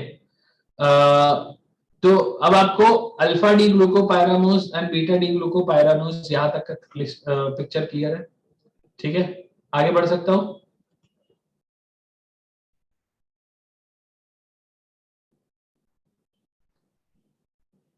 नील ने एक बहुत खतरनाक सवाल पूछ लिया, क्या ये दोनों 50% में बनते हैं? इस सवाल का मैं जवाब दे दूंगा, लेकिन ये जवाब देने के बाद एक और सवाल आएगा तुम्हारा, जिसका जवाब मैं शायद नहीं दे पाऊंगा। तो पहला सवाल है नील का कि क्या ये दोनों 50-50% में बनते हैं?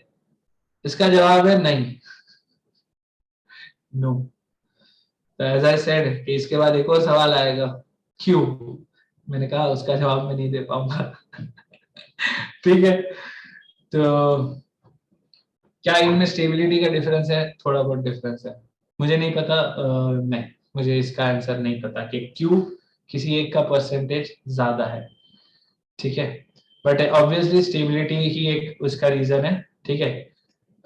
इसको लेके जेई में एक सवाल आया, दोनों का परसेंटेज के बेसिस पे। जेई में क्वेश्चन नहीं है, सॉरी सॉरी, जेई में नहीं आया क्वेश्चन, एक जेई एडवांस का एक क्वेश्चन है जो शायद अपने शीट में नहीं होगा तो मैं शेयर करूंगा, ठीक है। कि क्या पूछा जा सकता है, कौन सा अल्फा, मेरे ख्याल से आई थिंक इसमें कुछ अल्फा या बीटा, अल्फा मेरे ख्याल से कुछ ऐसा होता है कि परसेंटेज वाइज जाओ तो अल्फा का कुछ 30 के अराउंड कुछ परसेंटेज आता है, और बीटा का परसेंटेज 60 के अराउंड आता है। तो बीटा मेजर होता है, ठीक है। भी मेरे को एग्जैक्ट याद नहीं है, मैं आपको क्वेश्चन आपको शेयर करूंगा, ठीक है। But again that is only for advance, वैसे क्वेश्चन मेंस के नहीं आएंगे, because the question is technically around optical rotation, ठीक है। उसका इससे कोई लेना देना नहीं है, ठीक है। ऐसा हाँ, MS चौहान में एक क्वेश्चन है इस टाइप का, ठीक है। बट अपन इस पे बात करेंगे, अभी अभी के लिए दिमाग से उतनी सारी चीजें हटा दो, ठीक है। आई नो ऑलरेडी बहुत सारे क्वेश्चन आना शुरू हो गए, बट आई होप सबको बेसिक लेवल पे क्लियर है। OH नीचे OH ऊपर, प्लीज याद रखो, ये बाद में है ना भूल जाओगे फिर बहुत पंगा होएगा। हाइड्रोजन बॉन्डिंग का लफड़ा हो सकता है, maybe, I don't know, मतलब I don't know the reason why it happens, but it happens, दोनों इक्वल नहीं होते। चलो चलो, साइक्लिक स्ट्रक्चर ऑफ ग्लूकोज आपने देख लिया, साइक्लिक स्ट्रक्चर ऑफ फ्रुक्टोज अपन जल्दी से देख लेते हैं, ठीक है। हर्ष का सवाल है, can you explain anomers? Anomers कुछ नहीं है यार, फर्स्ट कार्बन पे साइक्लिक केस में OH ऊपर और OH नीचे, ठीक है, that's it, that is anomer. तो अल्फा और बीटा एक दूसरे के एनोमर, या आप बोल सकते हो जो फर्स्ट कार्बन है अल्फा डी ग्लूकोज और बीटा डी ग्लूकोज में, दैट इज एनोमेरिक कार्बन।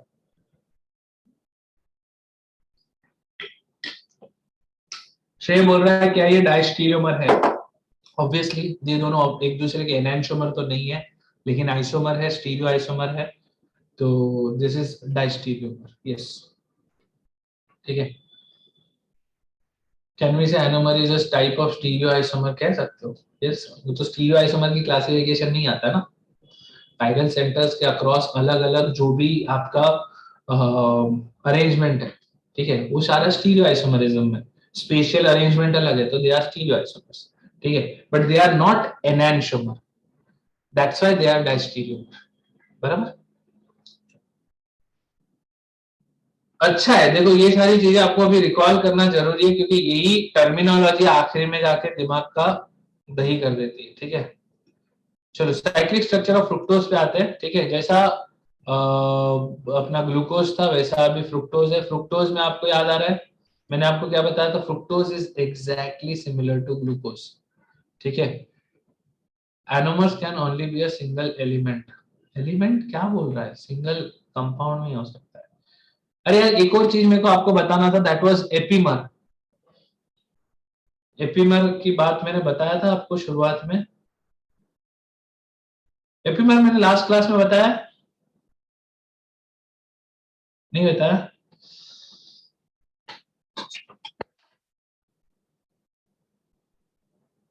ठीक है, ये प्रेजेंटेशन बंद करने के पहले मुझे याद दिला देना, एपीमर बता दूंगा, क्योंकि उसके लिए मेरे को वापस प्लस स्लाइड पे जाना पड़ेगा, तो फिर वो पूरा स्लाइड शो खराब हो जाएगा, ठीक है। तो अब एपीमर आखिरी में बता दूंगा, ठीक है, कोई टेंशन वाली बात नहीं।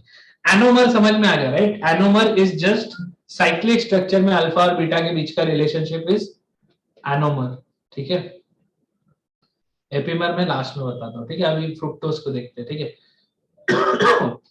फ्रुक्टोज के केस में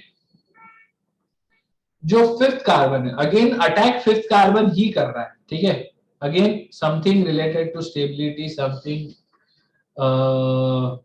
राइट नाउ मैं डिटेल में एक्सप्लेन नहीं कर सकता, बिकॉज मेरे को उसकी रीजनिंग क्लियरली मिली नहीं है, बट अटैक फिफ्थ कार्बन से ही होता है, आखिरी वाला CH2OH ओपन ही रहता है, ठीक है।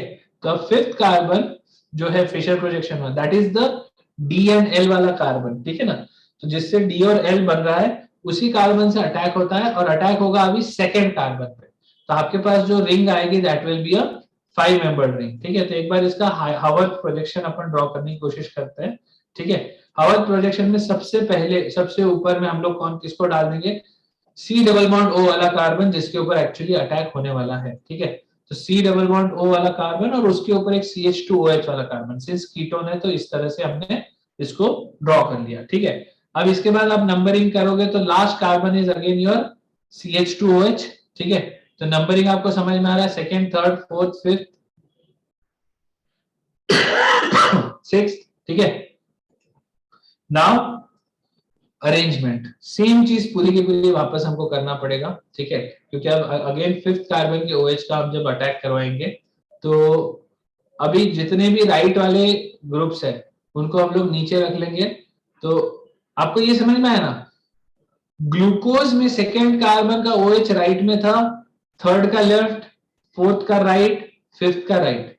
फ्रुक्टोज में सेकेंड पे C डबल बॉन्ड O है, तो राइट और लेफ्ट का मैटर क्लोज हो गया, लेकिन third, fourth, fifth as it is रहेगा, थर्ड का लेफ्ट, फोर्थ का राइट, फिफ्थ का राइट, दिख रहा है आपको।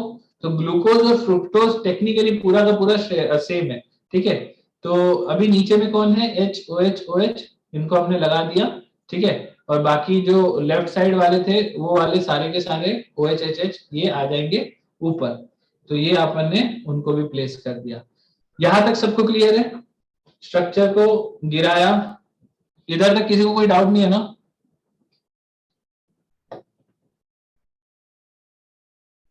आगे बढ़ो ना। बट डिस्कनेक्ट हो गया क्या? Hello, mic check 1 2 3 1 2 3 1 2 3। हाँ ठीक है, परफेक्ट परफेक्ट।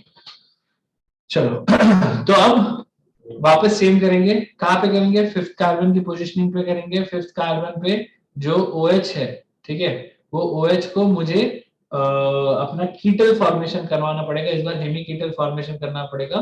तो वापस मैं घुमाऊंगा तो डी कंपाउंड था, इसलिए OH जब ऊपर आएगा CH2OH और ऊपर आ जाएगा, तो CH2OH की टेक्निकली पोजीशन आ जाएगी ऊपर। अब देखो, अब हम ये पूरा चीज 5 मेंबर्ड के फॉर्म में बनाएंगे। क्यों? क्योंकि हमको OH से अटैक करवाना है, ठीक है। तो आपका C डबल बॉन्ड हो CH2OH एज इट इज है, ठीक है। और जो OH है जो अटैक करने वाला है उसकी पोजीशन ऊपर आ जाएगी, तो CH2OH और ऊपर आ जाएगा। तो फिफ्थ कार्बन आप देख रहे हो, फिफ्थ कार्बन में CH2OH टॉप पे है, ठीक है। नंबरिंग हो गया यहाँ पे क्लियर। अब जो बाकी के कंपाउंड, बाकी के जो पोजीशनिंग है वो एज इट इज हमने बना दिया। अब जो फिफ्थ कार्बन का जो OH है वो OH अटैक करेगा आपके C डबल बॉन्ड O पे। अगेन दो पॉसिबिलिटी आएगी, ठीक है। एक तो OH नीचे आएगा, दूसरा OH ऊपर आएगा। तो हम इसके दोनों पॉसिबिलिटीज को वापस देख लेते हैं, ठीक है। अटैक के चलते दो आइनोमर फॉर्म होंगे, अगेन अल्फा एंड बीटा। देखो कैसे स्ट्रक्चर रहेंगे, ध्यान से देखो। अगर OH नीचे गया, सेकेंड कार्बन के ऊपर CH2OH को देख के टेंशन मत लेना, वो पहले से था, ठीक है ना। और सिक्स कार्बन पे, मतलब फिफ्थ कार्बन पे भी एक CH2OH बना हुआ है। श्रेय का वापस सवाल वही है, सिक्स कार्बन का OH अटैक नहीं कर सकता। स्ट्रक्चरली जो ऑब्जर्व किया है उसमें ऐसा हमेशा पता चला कि नहीं, वो अटैक नहीं करता। अटैक फिफ्थ वाला यानी लास्ट काइरल सेंटर से ही अटैक होता है, ठीक है। तो there might be some reason जिसका जो आखिरी का CH2OH है उसको ओपन रखना होगा, ताकि आगे वो स्ट्रक्चर बड़े लॉन्ग क्या कहते हैं उसको, पॉलीमराइजेशन में इन्वॉल्व हो पाए, ठीक है। तो अब इस बार आपको मिलेगा फ्रुक्टोफुरानोस, क्योंकि 5 मेंबर रिंग बनेगा। एंड आपको दो स्ट्रक्चर मिलेंगे, एक बार OH नीचे, एक बार OH ऊपर। OH नीचे तो आपको समझ में आ गया अल्फा, और OH ऊपर तो आपको समझ में आ गया बीटा। ये क्लियर है आपको?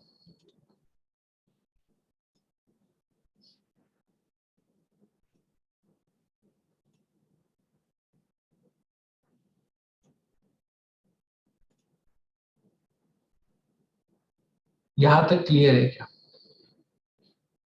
आपको? टेक्निकली जो आखिरी नॉन कायरल जो कार्बन है ना, जो टेक्निकली लास्ट कार्बन है, उसको साइक्लाइजेशन में इन्वॉल्व नहीं करना, ठीक है। इसका मैं प्रॉपर डिटेल में रीजन एक बार ढूंढ लेता हूँ, ठीक है, क्योंकि बहुत ज्यादा कॉम्प्लेक्स रीजन नहीं है इसमें, ठीक है। Something to do with thermodynamics obviously. लेकिन एक बार मेरे को रीजनिंग क्लियर होता है तो मैं आपके साथ शेयर करता हूँ उसका। लेकिन अभी हमको दिमाग में बस ये रखना है कि जब भी साइक्लाइजेशन होगा तो जो CH2OH है वो आखिरी का CH2OH आपका ऊपर या नीचे प्रेजेंट रहेगा। अगर मेरे पास डी, कैपिटल डी आइसोमर है, तो लास्ट वाला CH2OH मतलब फिफ्थ कार्बन का CH2OH ऊपर रहेगा। अगर मेरे पास एल आइसोमर है तो लास्ट वाले कार्बन का CH2OH नीचे रहेगा। ये बात समझ में आया क्या? दीप, सॉरी, मेरे को अल्फा और बीटा में कौन सा ज्यादा स्टेबल है फ्रुक्टोज के केस में नहीं पता, ठीक है। क्योंकि वैसा कोई क्वेश्चन देखा नहीं है, ये कहीं पे भी एनसीईआरटी में तो नहीं दिया हुआ है। अगर मैं ढूंढूंगा तो शायद मुझे मिल जाएगा, बट नहीं दिया। वेदांत सिक्स मेंबर चेन इसलिए नहीं बनाया क्योंकि जो आखिरी वाला CH2OH है वो साइक्लाइजेशन में नहीं जा रहा ड्यू टू सम रीजन। ये रीजन ही मेरे को एग्जैक्ट ढूंढ के आपको बताना है, ठीक है। इसका एग्जैक्ट एक्सप्लेनेशन जब मेरे को मिल जाता है या ढूंढ लेता हूँ मैं आपको बताता हूँ, क्यू सिक्स्थ वाला कार्बन रिंग फॉर्मेशन में नहीं जा रहा, एंड हमेशा लास्ट कायरल वाला कार्बन ही जा रहा है रिंग फॉर्मेशन, ठीक है।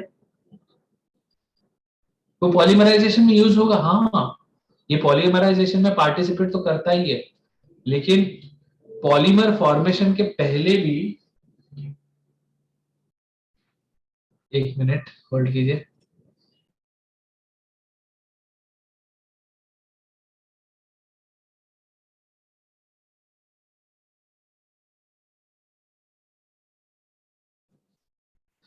हाँ तो मैं कह रहा था जो पॉलीमराइजेशन के पहले भी ये अपने आप में भी तो कुछ रीजन से स्टेबल है ना, मतलब polymerisation can not be the reason जिसके चलते आखिरी का CH2OH साइक्लाइजेशन नहीं कर रहा है, ठीक है। The reason is something else, but yes polymerisation में ये यूज होता है क्योंकि अपन अभी भी मोनोसैकेराइड देख रहे हैं। आप सोचो यही मोनोसैकेराइड आगे डाइमराइज होंगे, तो जैसे अभी अगर मैं आपको आगे बात बताऊंगा तो सुक्रोज जो बनता है, सुक्रोज बनता है alpha D glucose and beta D fructose. अभी अपन देखेंगे इसका स्ट्रक्चर, ठीक है। And that linkage will be the glycosidic linkage, उसके बारे में भी हम बात करते हैं। अल्फा में हाइड्रोजन बॉन्डिंग होगा क्या? हाइड्रोजन बॉन्डिंग होगा, बट अल्फा में नहीं होगा, वो कहीं और होते रहेगा, उसको हम लोग देखते बात करते हैं। यहाँ तक सबको क्लियर है? सबसे पहले मेरे को ये बताओ, बेसिक आपको आइडिया क्लियर हुआ कि alpha D glucose beta D glucose, alpha D fructose beta D fructose क्या है, या ग्लूकोपाइरानोज और फ्रुक्टोफुरानोज क्या है, ठीक है। Cyclic structure of fructose will always go into फुरान form, ठीक है। चलो, तो अब इसका ये नेमिंग वेमिंग हो गया है, ठीक है। ये दोनों भी एक दूसरे के एनोमर है, ठीक है। तो this was cyclic structure of fructose. ये वापस क्यों आ गया?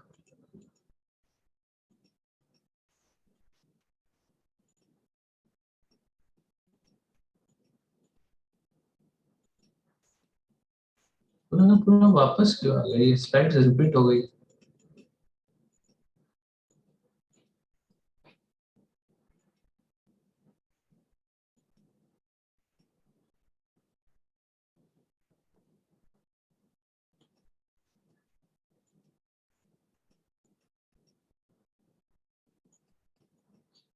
सॉरी, पूरा पूरा स्लाइड रिपीट हो गया, हाँ। तो now we move ahead to next point which is structure of sucrose. अभी तक हमने मोनोमर देखे थे, मोनोमर मोनोसैकेराइड देखे थे, वो मोनोसैकेराइड के हमने साइक्लिक स्ट्रक्चर देखे। अब क्यों मोनोसैकेराइड के साइक्लिक स्ट्रक्चर हमको स्टडी करना इंपॉर्टेंट था बिफोर गेटिंग इनटू सुक्रोज, वो अब हम देखेंगे। अल्फा फ्रुक्टोज ज्यादा स्टेबल रहेगा ना हाइड्रोजन बॉन्डिंग की वजह से, मैंने ऐसा कुछ बताया नहीं दी, मैंने ऐसा कुछ बताया ही नहीं ना। क्यों अपने आप से कोई चीज ऐड कर रहा है? मैंने हाइड्रोजन बॉन्डिंग और स्टेबिलिटी पे कोई कमेंट नहीं किया। क्यों? क्योंकि इसके ऊपर कमेंट करना एक गलत डायरेक्शन में आपको ले जा सकता है, इसलिए मैं उस चीज के बारे में कोई बात नहीं कर रहा, क्योंकि ये बहुत ओपन एंडेड चीज है, ठीक है। इसमें मैं कोई एक चीज बोल दूंगा, तुम उसको अज्यूम कर लोगे and it might go wrong somewhere else. तो अभी अपन उसके बारे में, जो चीज अपने को 100% रिसर्च से नहीं मिल रही तब तक अपन उसके ऊपर कोई कमेंट नहीं करेंगे, ठीक है। प्लीज थोड़ा सा इस चीज को थोड़ा संभाल के लो, because this is that part of chemistry जहां पे बहुत सारी चीजें भसड़ हो सकती है, ठीक है। प्लीज हाँ, अभी हम स्ट्रक्चर ऑफ सुक्रोज पे जाएंगे। देखो सुक्रोज के बारे में मैंने पहले बात किया था, इट इज अ डाइसैकेराइड, और डाइसैकेराइड विच ब्रेक होके आपको ग्लूकोज और फ्रुक्टोज देता है, ठीक है। लेकिन ग्लूकोज और फ्रुक्टोज स्टडी करने के बाद हमने और आगे बहुत कहानी पढ़ ली कि ग्लूकोज में भी डी ग्लूकोज होता है, एल ग्लूकोज होता है, वो डी ग्लूकोज का भी अल्फा और बीटा होता है, फ्रुक्टोज में भी डी एल, फिर वो डी एल का साइक्लिक फॉर्म अल्फा बीटा, ठीक है। तो now we will exactly go into what is sucrose made up of, ठीक है। तो अब हम सुक्रोज ग्लूकोज और फ्रुक्टोज से बना है, सिर्फ इतना नहीं बोलेंगे, हम इसको और थोड़ा डिटेल में ले जाएंगे। तो sucrose is a disaccharide which on hydrolysis gives two same और डिफरेंट मोनोसैकेराइड, जो कि डाइसैकेराइड का डेफिनेशन है। इन दिस केस सुक्रोज जो है वो हमको ग्लूकोज और फ्रुक्टोज देता है, माल्टोज से हमको दो ग्लूकोज मिलते हैं, सेलोबायोस अपन इसकी भी बात करेंगे, उससे हमको ग्लूकोज और ग्लूकोज मिलता है, और लैक्टोज से हमको गैलेक्टोज और ग्लूकोज मिलता है। ये हमने बात किया था जब हमने डाइसैकेराइड के एग्जांपल लिए थे, ठीक है, this has already been discussed. Sorry. अब हम लोग एनोमेरिक कार्बन के लेवल पे आपको कौन से सैकराइड या मोनोसैकराइड मिलेंगे उसके बारे में थोड़ा सा डिस्कशन करते हैं, ठीक है। तो सबसे पहले बात करते हैं एक लिंकेज की which is called glycosidic linkage. तो दो मोनोसैकराइड के बीच में से अगर आप OH OH को, जो अपन आपको याद है अपन ने ईथर के वक्त इसकी बात किया था कि दो OH के बीच में से वाटर निकाल दो तो ROR लिंकेज बन जाता है, ठीक है।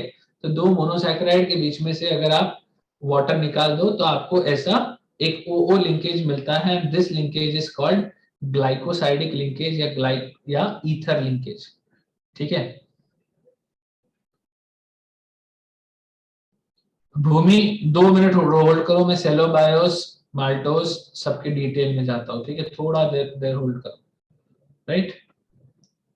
ठीक है, ये सारे आपको इंडिविजुअली दिखाए जाएंगे। सेलोबायोस बाय द वे जे के लिए नहीं है शायद एनसीईआरटी में, बट नीट वालों को सेलोबायोस है, ठीक है। तो देखते हैं, अपन वो भी देखेंगे। ग्लाइकोसाइडिक लिंकेज क्या है, समझ में आया? किसने यूज किया था ये वर्ड? दीप, तूने पहले यूज किया था ना ग्लाइकोसाइडिक लिंकेज, है ना।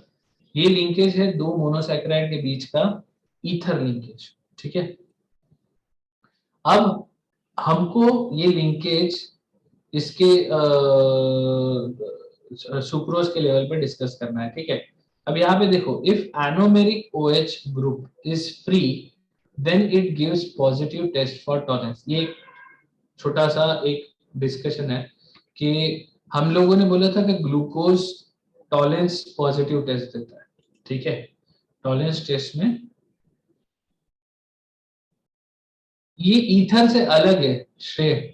ईथर में सिर्फ कार्बन ओ पे OH होता है, कार्बन के ऊपर और क्या लगा है उससे फर्क नहीं, मतलब दैट एक्चुअली उतना मैटर नहीं करता। यहाँ पे ईथर लाइक लिंकेज है बोलेंगे अपन इसको, ठीक है। नॉट एग्जैक्टली ईथर, बट यहाँ पे क्योंकि बाकी OH OH लगे हुए हैं ना, इससे थोड़ा सा कॉम्प्लेक्स स्ट्रक्चर। हाँ, मैं बोल रहा था कि जो एनोमेरिक कार्बन है, अगेन कौन सा कार्बन? वो कार्बन जो पहले C डबल बॉन्ड O था और उसके ऊपर OH अटैक होने से उस पर अल्फा और बीटा फॉर्म हुआ। अगर वो एनोमेरिक कार्बन का OH आपका ये जो ग्लाइकोसाइडिक लिंकेज में इन्वॉल्व नहीं होता तो ये जो ग्रुप रहेगा ये टॉलरेंस टेस्ट पॉजिटिव देगा। ये वर्ड मेरी ये जो मेरे बात का समझा के एक बार फिर से रिपीट कर रहा हूं, ध्यान से सुन। जो एनोमेरिक कार्बन है, मतलब जो C डबल बॉन्ड O वाला कार्बन है जिसके ऊपर OH के अटैक से आपको अल्फा और बीटा ऐसे दो अलग ग्रुप्स मिलते हैं, ये जो एनोमेरिक कार्बन है, ये कार्बन का OH अगर ग्लाइकोसाइडिक लिंकेज में इन्वॉल्व नहीं है, मतलब ये OH अगर ओपन है तो ही ये मोनोसैकराइड टॉलरेंस टेस्ट पॉजिटिव देगा। मतलब C डबल बॉन्ड O वाला कार्बन आगे कोई ग्लाइकोसाइडिक लिंकेज में इन्वॉल्व नहीं होना चाहिए। अगर वो इन्वॉल्व है तो फिर टॉलरेंस टेस्ट नेगेटिव देगा। टॉलरेंस टेस्ट क्या था, एक बार ध्यान से याद कीजिएगा। टॉलरेंस टेस्ट में एल्डिहाइड ऑक्सीडाइज होता है, ठीक है, silver mirror test, yes. Aldehyde oxidise होता है कार्बोक्सिलिक में, ठीक है। और सिल्वर जो है, सिल्वर आयन रिड्यूस होता है सिल्वर, मतलब जो ग्लूकोज है, ठीक है, वो ग्लूकोज टॉलरेंस रिएजेंट को रिड्यूस करेगा। तो इट्स अ शुगर जो टॉलरेंस रिएजेंट को रिड्यूस करता है, तो we call it as reducing sugar. ये टर्मिनोलॉजी दिमाग में बैठा लो प्लीज। एनोमेरिक कार्बन मतलब C डबल बॉन्ड O वाला कार्बन साइक्लिक स्ट्रक्चर में जाने के बाद अगर उसका OH आगे कोई भी प्रकार का ग्लाइकोसाइडिक लिंकेज नहीं फॉर्म कर रहा, इसका मतलब ये है कि वो कार्बन, उसका OH सिंस ओपन है तो वो पॉजिटिव टॉलरेंस टेस्ट देगा, मतलब वो टॉलरेंस रिएजेंट को रिड्यूस करेगा, तो हम उसको रिड्यूसिंग शुगर ऐसा नाम देंगे, ठीक है। तो उसके लिए क्या है, वो OH ओपन होना चाहिए। लेकिन जो सुक्रोज है, it is a non reducing sugar, फिर मैं क्या बोला, समझ में आया? Glucose is a reducing sugar, क्यों? क्योंकि वो तो ओपन रहेगा, लेकिन sucrose is a non reducing sugar. तो आपको ऑलरेडी समझ में आ रहा है कि क्या होने वाला है। तो this is structure of alpha D glucose, ठीक है। और अगर वो नॉन रिड्यूसिंग है, मतलब जो ऑक्सीजन है एनोमेरिक कार्बन वाला, वो ग्लाइकोसाइडिक लिंकेज फॉर्म कर रहा है, तो अब आपको समझ में आ रहा है कि जो सुक्रोज है उसमें लिंकेज किधर होने वाला है, ठीक है। दोनों है जोड़ेंगे, H2O उड़ जाएगा। Perfect perfect. तो this is the case of a non reducing sugar, ठीक है। अब ये ग्लाइकोसाइडिक लिंकेज जो है, ये मैं आपको सुक्रोज के अंदर दिखाता हूँ, ठीक है। स्ट्रक्चर ऑफ सुक्रोज ध्यान से देखिएगा। It is cane sugar, it is made up of two compounds, alpha D glucopyranose and beta D fructofuranose. आपको समझ में आ रहा है ये नोमेनक्लेचर क्यों आपके दिमाग में क्लियर होना था? एक बार थोड़ा ध्यान से सोचो प्लीज, बाकी पूरा स्ट्रक्चर दिमाग से हटा दो। अल्फा डी ग्लूकोपायरानोज मतलब एनोमेरिक कार्बन पे जो ग्लूकोज का एनोमेरिक कार्बन है उसमें OH नीचे है, एंड बीटा डी फ्रुक्टोफुरानोज मतलब फ्रुक्टोज का जो एनोमेरिक कार्बन है उसका OH ऊपर में है। और ये एक नॉन रिड्यूसिंग शुगर है। I think I have given enough clue to give you an idea के स्ट्रक्चर ऑफ ये सुक्रोज कैसा होना चाहिए, ठीक है। फिर भी एक बार रिकॉल कर रहा, C1 and C2, carbon 1 and carbon 2। आओ 2 मिनट देखो, एक बार फिर से याद करते हैं। अल्फा डी ग्लूकोपायरानोज क्या था? देखो आपको याद आ रहा है, हमने देखा था ग्लूकोज फिफ्थ कार्बन का OH अटैक किया था, अल्फा और बीटा मिला था। अल्फा मतलब OH नीचे, ठीक है। तो अब ये अल्फा को फोकस करो, अल्फा मतलब OH नीचे। इस स्ट्रक्चर को अपन साइड में ले लेते हैं, ठीक है। This is alpha D glucose. अभी हम बीटा डी फ्रुक्टोफुरानोज क्या है वो देखते हैं। तो फुरानोज के केस में कीटोन था, कीटोन के मतलब फिफ्थ कार्बन का जो OH था उसने कीटोन के मतलब सेकेंड कार्बन वाले C डबल बॉन्ड O पे अटैक किया था। तो दो केस बने थे, अल्फा और बीटा। अल्फा में OH नीचे था, बीटा में OH ऊपर था। आपको कौन सा लेना है? बीटा। सबको याद आ गया? तो अभी अपन ये बीटा वाला जो फ्रुक्टोज का जो एनोमर है उसको हम लोग साथ में लेते हैं, ठीक है। अब आपको समझ में आया अल्फा डी ग्लूकोज और बीटा डी फ्रुक्टोज। अब इनके बीच में ग्लाइकोसाइडिक लिंकेज बनेगी and the resulting sugar will be sucrose which is a non reducing sugar. तो बॉन्ड किस किस के बीच में होना चाहिए?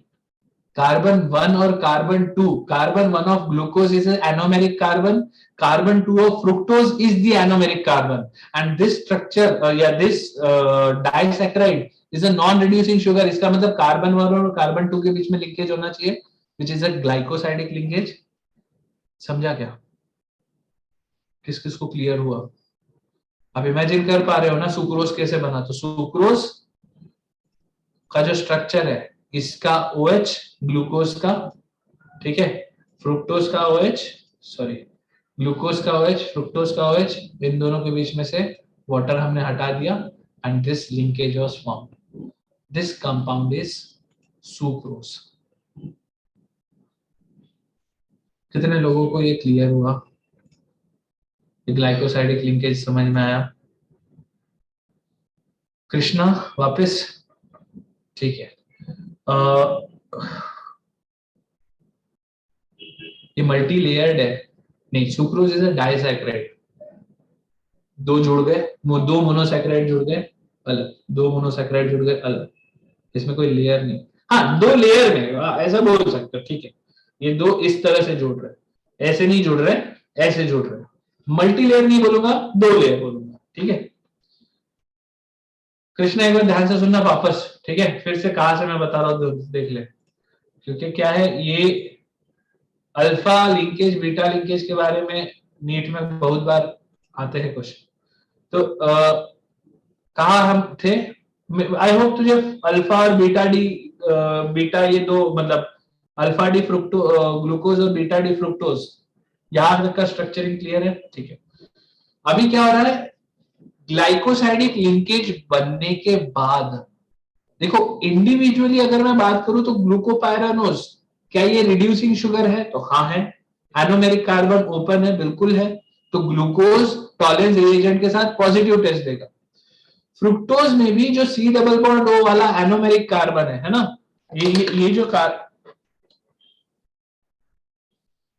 कार्बन है फ्रुक्टोज का, ये एनोमेरिक कार्बन है। ये जो कार्बन है ग्लूकोज का, ये एनोमेरिक कार्बन है, और ये दोनों ओपन है। तो इंडिविजुअली ग्लूकोज और fructose they are reducing sugar. क्यों? क्योंकि ये आपका ये इसके साथ जो टॉलरेंस रिएजेंट के साथ पॉजिटिव टेस्ट देंगे, उसको रिड्यूस कर देंगे, खुद ऑक्सीडाइज हो जाएंगे। लेकिन जो सुक्रोज है, it is a non reducing sugar. अगर वो नॉन रिड्यूसिंग शुगर है, इसका मतलब ये वन कार्बन, मतलब ग्लूकोज का ये एनोमेरिक कार्बन और फ्रुक्टोज का ये एनोमेरिक कार्बन आपस में एक दूसरे के साथ ग्लाइकोसाइडिक लिंकेज में, और इसीलिए वो नॉन रिड्यूसिंग शुगर की तरह बिहेव कर रहा है। ठीक है, तो आपको क्या मिलेगा? तो आपको इनके बीच में ग्लाइकोसाइडिक लिंकेज मिलेगा। This is sucrose. क्लियर है ना? ठीक है, तो बस देखो, दोनों एनोमेरिक कार्बन जो है आपके, दोनों के दोनों anomeric carbon already glycosidic linkage में है। तो मतलब यहाँ पे कोई भी OH ग्रुप नहीं है, कोई OH ग्रुप नहीं है ओपन, तो ये रिड्यूस नहीं हो पाएगा। तो that's why sucrose is called a non reducing sugar. I hope ये सबको क्लियर है। तो this is the structure of sucrose. आप समझे? This is one disaccharide.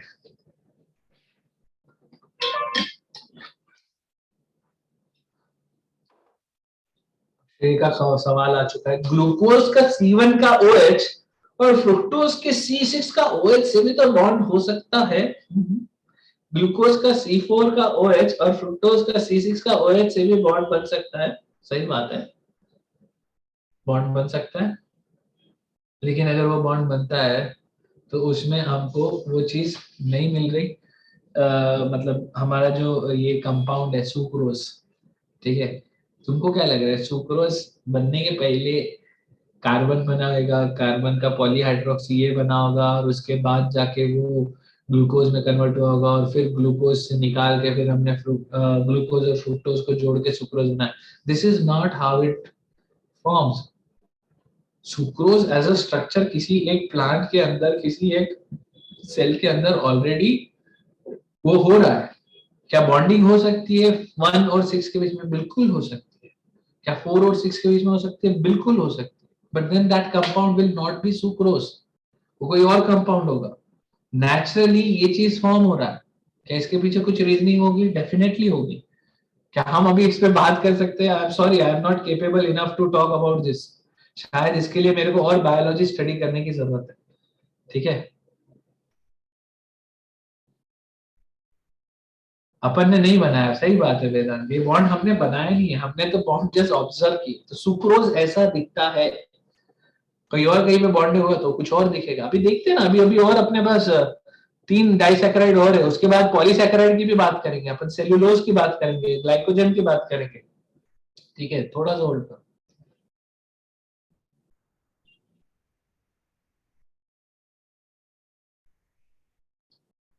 तू जो लिख के भेज रहा है ना श्रेय, सारे बॉन्ड पॉसिबल है। हाँ, फिर वो रिड्यूसिंग शुगर होगा, बिल्कुल अद्वैत।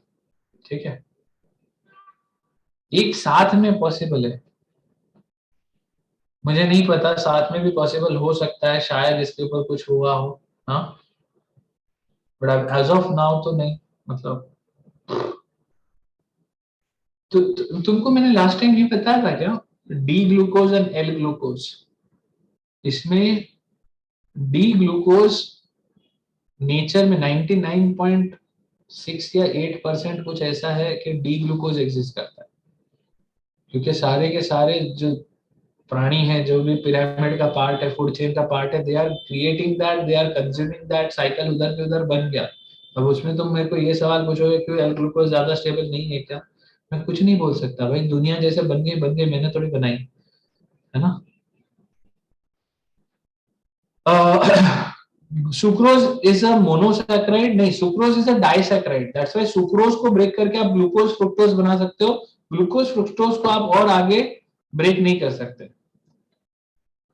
कौस्तुभ, एल ग्लूकोज आर्टिफिशियल है, हाँ मतलब मास स्केल पे आर्टिफिशियली बनाया जाता है, लेकिन एल ग्लूकोज एग्जिस्ट करता है, ऐसा नहीं कि नेचर में एग्जिस्ट नहीं कुछ करता।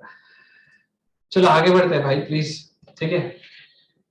सो हाँ, अब ये खतरनाक एक और इंटरेस्टिंग पार्ट चालू है, ठीक है। प्लीज प्लीज सब लोग अभी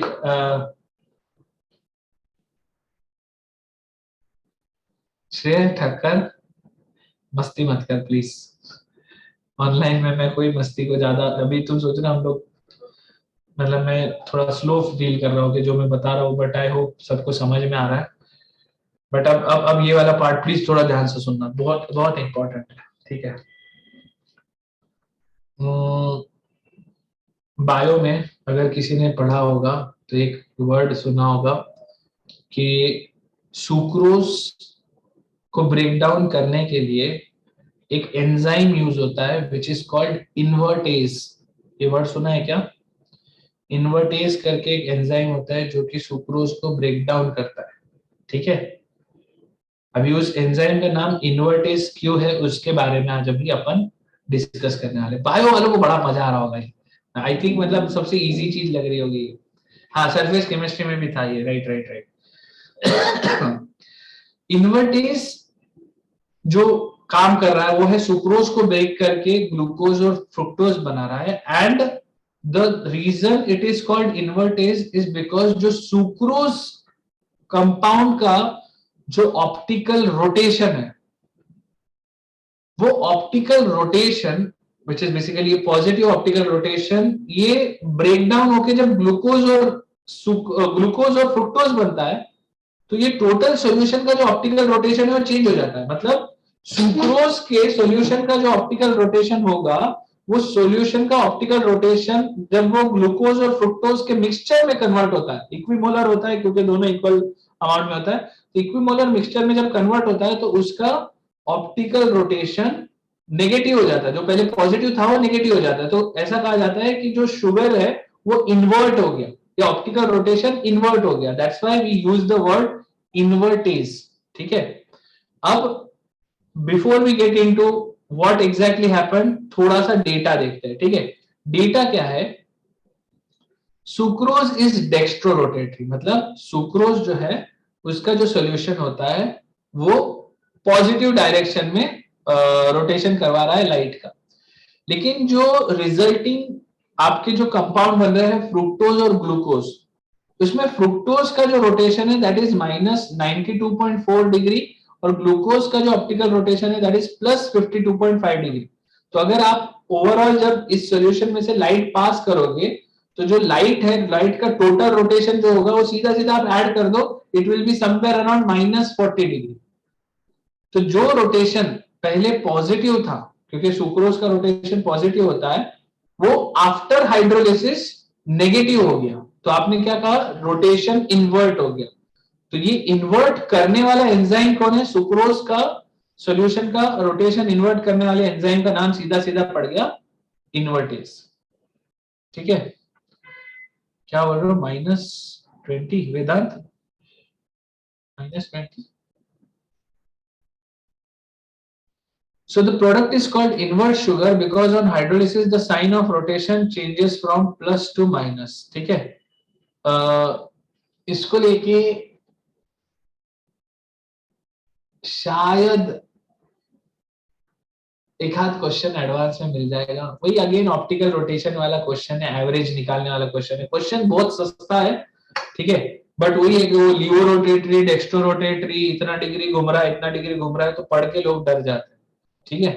तो और कुछ नहीं है, लेकिन बहुत ही सिंपल एवरेज निकालने वाला क्वेश्चन आएगा, ठीक है।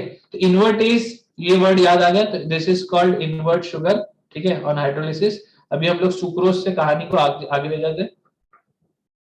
श्रेय का सवाल है ऑप्टिकल प्योरिटी,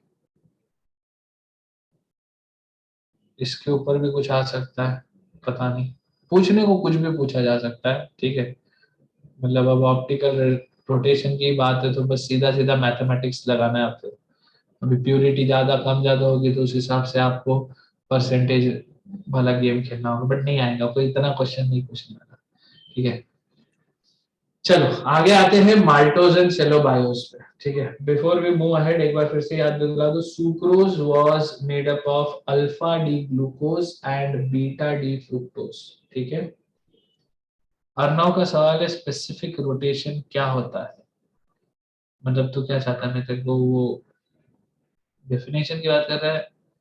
स्पेसिफिक रोटेशन मतलब एक स्पेसिफिक कॉन्सेंट्रेशन के सॉल्यूशन का, ठीक है, एक स्पेसिफिक लेंथ के ट्यूब में से जब आप लाइट पास करवाते हो तो उसके लिए जो रोटेशन आता है, एक फॉर्मूला था, तो उसका लेंथ इधर था, नीचे में क्या बोलते हैं डिनोमिनेटर में लेंथ था और कंसंट्रेशन न्यूमरेटर में था, ठीक है।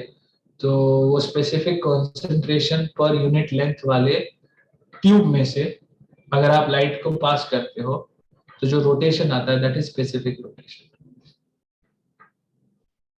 वेदांत बोल रहा है -20 है,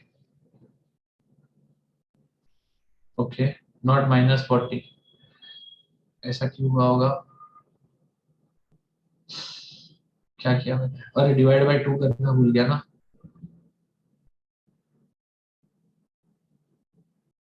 ओ हाँ, तभी तो -20 आएगा, सही बात है, एवरेज आउट करना था, एवरेज भी नहीं आ रहा मेरे को, ठीक है। आगे बढ़े,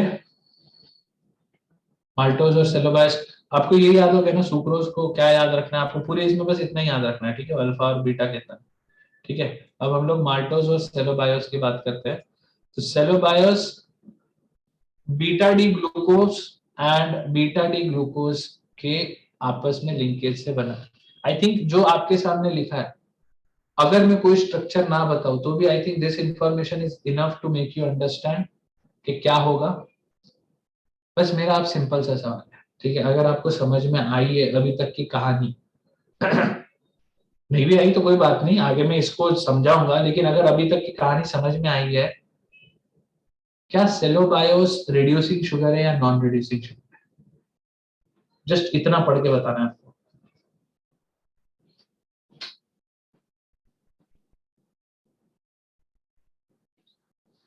उन्नति और सिद्धिका का सही जवाब आ चुका है, अद्वैत का सही जवाब आ चुका है, बाकी लोग क्या जवाब नहीं देना चाह रहे क्या? हम्म, कौस्तुभ का भी सही आ चुका है,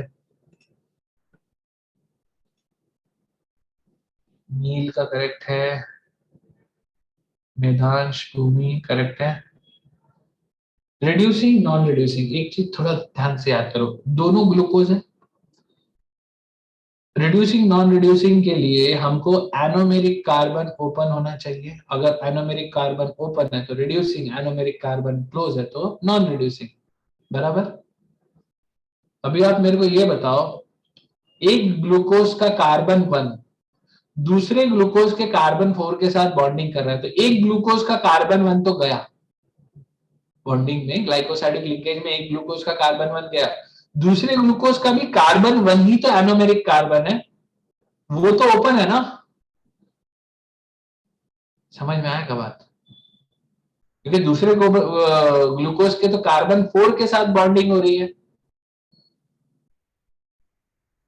खत्म हो गई बात।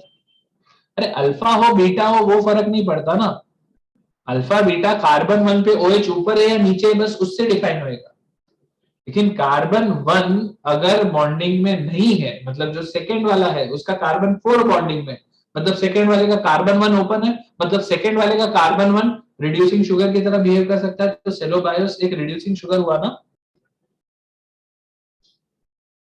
कौस्तुभ बोल रहा है दोनों अल्फा हो गए ना, अरे नहीं दोस्त, दोनों अल्फा हो गए हम कैसे बोल सकते, ये सत्य है, दोनों बीटा है। सेलोबायोस जो होता है ना, हनी में होता है ये जो है ना ज्यादा स्वीट नहीं होता, ये बहुत कम स्वीट होता है, लेकिन ये कंपाउंड हनी में होता है, ठीक है।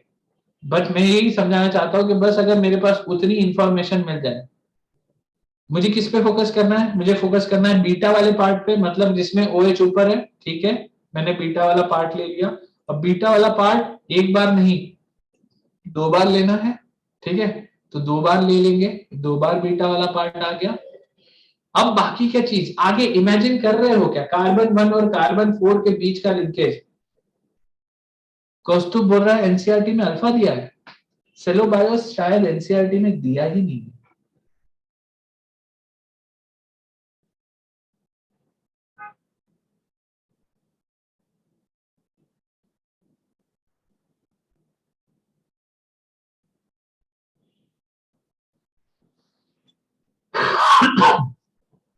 माल्टोज और लैक्टोज है, सेलो बायोस नहीं है आपके इसमें।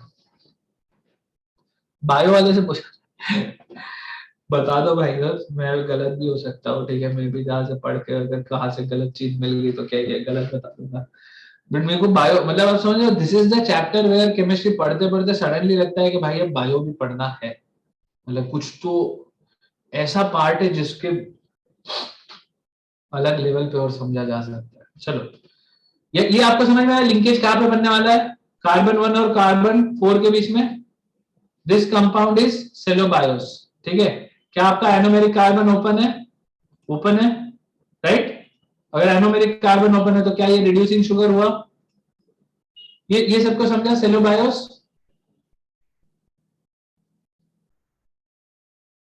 जितना बस फर्स्ट लाइन अगर आप ध्यान से लिख लो, ये जो C1 C4 वाली इतनी कहानी अगर आप ध्यान से लिख लो, बस इतना पार्ट, हाँ, सिर्फ इतना पार्ट अगर आपको पता हो तो आप पूरी की पूरी कहानी एक्सप्लेन कर सकते हो। रिड्यूसिंग आर हेमी एसिटल्स ना, हाँ these are hemiacetals, all of them are hemiacetal, मतलब कीटल में भी एक्चुअली खुल जाता है, लेकिन हेमी कीटल भी खुल जाएगा क्योंकि बाजू में OH है ना श्रेड, तो not just C aldehyde, even ketone also react।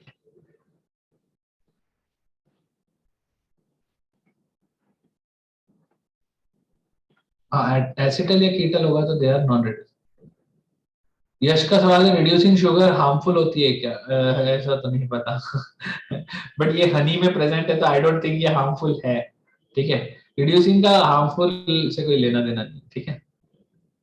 कीटल्स can also be non reducing, yes perfect. चलिए अभी अपन बात करते हैं माल्टोज पे। माल्टोज के लिए इतनी इंफॉर्मेशन आपके सामने दिया है, ठीक है। इंफॉर्मेशन क्लियर है आपको, alpha D glucose, alpha D glucose, fruit आपको सेलोबायोस और माल्टोज में डिफरेंस समझा सबको। सेलोबायोस और माल्टोज में क्या डिफरेंस है, वो दोनों बीटा डी ग्लूकोज थे, माल्टोज में दोनों अल्फा डी ग्लूकोज है। अगेन स्ट्रक्चर पूरा सेम, C1 C4 का ही बॉन्डिंग है, लेकिन वो अल्फा का था, ये अल्फा का है, वो बीटा का था, ठीक है।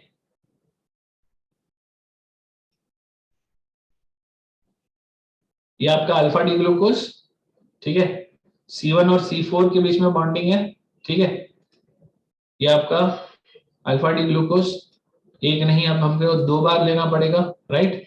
तो 2 बार लेना है तो फिर हमने स्ट्रक्चर पूरा का पूरा दोबारा ले लिया।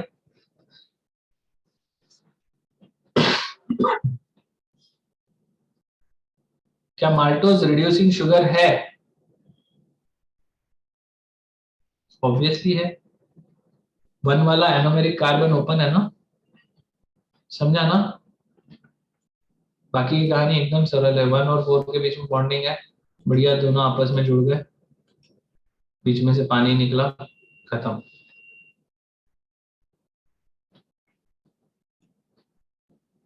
माल्टेज माल्टोज को ब्रेक डाउन करता है, सही बात है दीप, उसका नाम सीधा सीधा पड़ा है ना, माल्टोज माल्टेज को ब्रेक करता है, फिर जो लैक्टोज को ब्रेक करने वाला लैक्टेज है ना। सबको माल्टोज याद हो गया, सेलोबायोस माल्टोज में डिफरेंस समझ में आ गया। दोनों के दोनों रिड्यूसिंग है, क्यों, क्योंकि एनोमेरिक कार्बन आपका ओपन है तो फ्री OH मतलब reducing, this is the glycosidic linkage, ठीक है। तो कंपाउंड माल्टोज। आगे बढ़ता हूं, आगे बात करते हैं लैक्टोज के बारे में, ठीक है।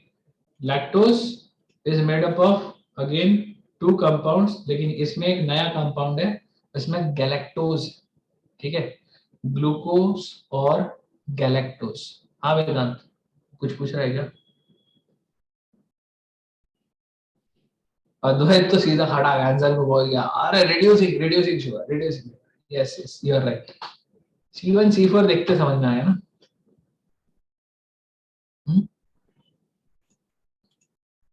गैलेक्टोज और ग्लूकोज, ठीक है। तो अभी गैलेक्टोज क्या है थोड़ा एक बार देख लो, अरे स्पेलिंग गलत हो गया। तो galactose is exactly similar to glucose, लेकिन एक कार्बन पे कॉन्फ़िगरेशन चेंज है, ठीक है, and that carbon is carbon 4। तो आप सोचो कार्बन 4 में ग्लूकोज के केस में क्या था, राइट लेफ्ट राइट राइट, तो जो कार्बन 4 था वो राइट वाला कार्बन था। वही गैलेक्टोज के केस में क्या हो जाएगा, वो लेफ्ट वाला हो जाएगा। तो आप देखो, आपको ग्लूकोज दिख रहा है सबको, हाँ। ग्लाइकोसाइडिक में अल्फा बीटा बता दो, ठीक है, बता दो। जो एक्चुअली अल्फा अल्फा का लिंकेज है, तो उसको अल्फा ग्लाइकोसाइडिक बॉन्ड बोला है, उसको एक्चुअली ज्यादा डिटेल में बात नहीं किया है इसमें, ठीक है। अल्फा बीटा ग्लाइकोसाइडिक लिंकेज अभी थोड़ा आगे अपन इस पे जब आएंगे ना, सेल्यूलोज, वहां पे तुमको अल्फा बीटा लिंकेज बताता हूँ, ठीक है। थोड़ा होल्ड करो। तो गैलेक्टोज, नहीं नहीं, ग्लूकोज वाज RLRR, है ना। तो ये क्या होगा, RLLR। आपको ये दिख रहा है ग्लूकोज RLRR, ये ग्लूकोज है आपका, ठीक है। तो ग्लूकोज को एज इट इज उठा लिया, और जो गैलेक्टोज है उसमें फोर्थ कार्बन पे आपका कॉन्फ़िगरेशन अलग है, तो it will B RLLR, correct, समझा ना। गैलेक्टोज और ग्लूकोज में डिफरेंस समझा, बस फोर्थ कार्बन पे चेंज हुआ। अभी गैलेक्टोज और ग्लूकोज में बस एक कार्बन पे OH का वो डिफरेंट है। तो गैलेक्ट, सुन ध्यान से सुनना, बहुत ध्यान से सुनना, एपीमर क्या है बताने वाला था ना मैं पहले, वो अभी बताता हूँ, उसके बाद वापस फर्स्ट वाला साइट, वो फर्स्ट वाला पेज दिखा के बताऊंगा। लेकिन गैलेक्टोज और ग्लूकोज ये दोनों एक दूसरे के एपीमर है। एपीमर मतलब दो आपके हेक्सोस जिसमें सिर्फ एक ही कार्बन पे कॉन्फ़िगरेशन डिफरेंट है, ठीक है। बाकी सारे कार्बन सेम है, एक ही कार्बन पे कॉन्फ़िगरेशन थोड़ा डिफरेंट है। तो आपका गैलेक्टोज में फोर्थ कार्बन पे कार्बन वो डिफरेंट था, तो ग्लूकोज अपन ने ले लिया, ठीक है। ग्लूकोज के फोर्थ पे कॉन्फ़िगरेशन चेंज कर दिया, फिर हमने गैलेक्टोज और ग्लूकोज के बीच में अभी हम लोग बनाने वाले लिंकेज, दोनों के दोनों बीटा है, ठीक है। तो अब बीटा बीटा कार्बन 1 कार्बन 4 इनके बीच में लिंकेज बनाने वाले हैं, ठीक है। तो this is a beta linkage, ठीक है। और यहाँ पे दोनों के बीच में O का लिंकेज बन गया, ठीक है। अद्वैत का सवाल है ऑल एनोमर्स आर एपीमर्स, नहीं नहीं नहीं नहीं, रुको रुको। थोड़ा सा गड़बड़ हो गया समझाने में। एपीमर जो है और एनोमर जो है, जनरली एपीमर ये कंसेप्ट हम लोग ओपन चेन को कंपेयर करने के लिए यूज करते हैं।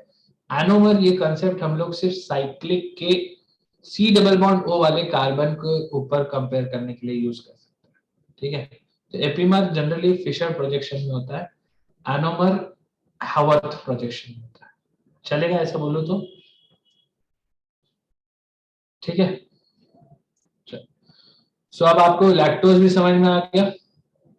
अभी तक हम लोग जो glucose fructose glucose glucose glucose galactose बोल रहे थे, अब आपको समझ में आ रहा है उसमें लेवल ऑफ लिंकेज कितना डीप हो गया है।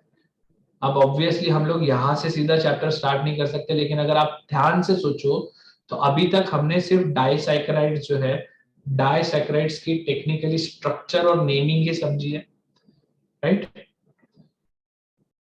मेधांश एपीमर क्या है फिर से बताता हूँ एक बार, फर्स्ट पेज पे लाऊंगा तब बताऊंगा। यहाँ तक का जो चीज है समझ में आ गया, यहाँ तक सब लोग डन। तो क्या ये रिड्यूसिंग शुगर है या नहीं, रिड्यूसिंग है ना, एनोमेरिक कार्बन ओपन है, राइट, OH ग्रुप दिख रहा है, मतलब रिड्यूसिंग शुगर, डन, ठीक है। एक लास्ट चीज आज की खत्म करता हूँ, फिर हम लोग सेशन एंड करेंगे, ठीक है।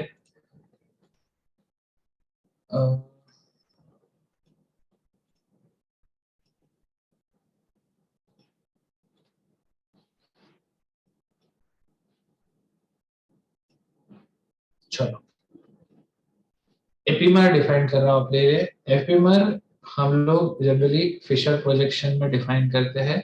तो फिशर प्रोजेक्शन में अगर दो स्टीरियो आइसोमर्स के बीच में केवल और केवल एक कार्बन पे जो स्टीरियो मतलब जो OH की पोजीशनिंग है वो डिफरेंट है, केवल एक कार्बन पे, तो हम उन दोनों को एपीमर बोलेंगे। और एपीमर के साथ ये भी बताएंगे कि किस कार्बन पे एपीमर है।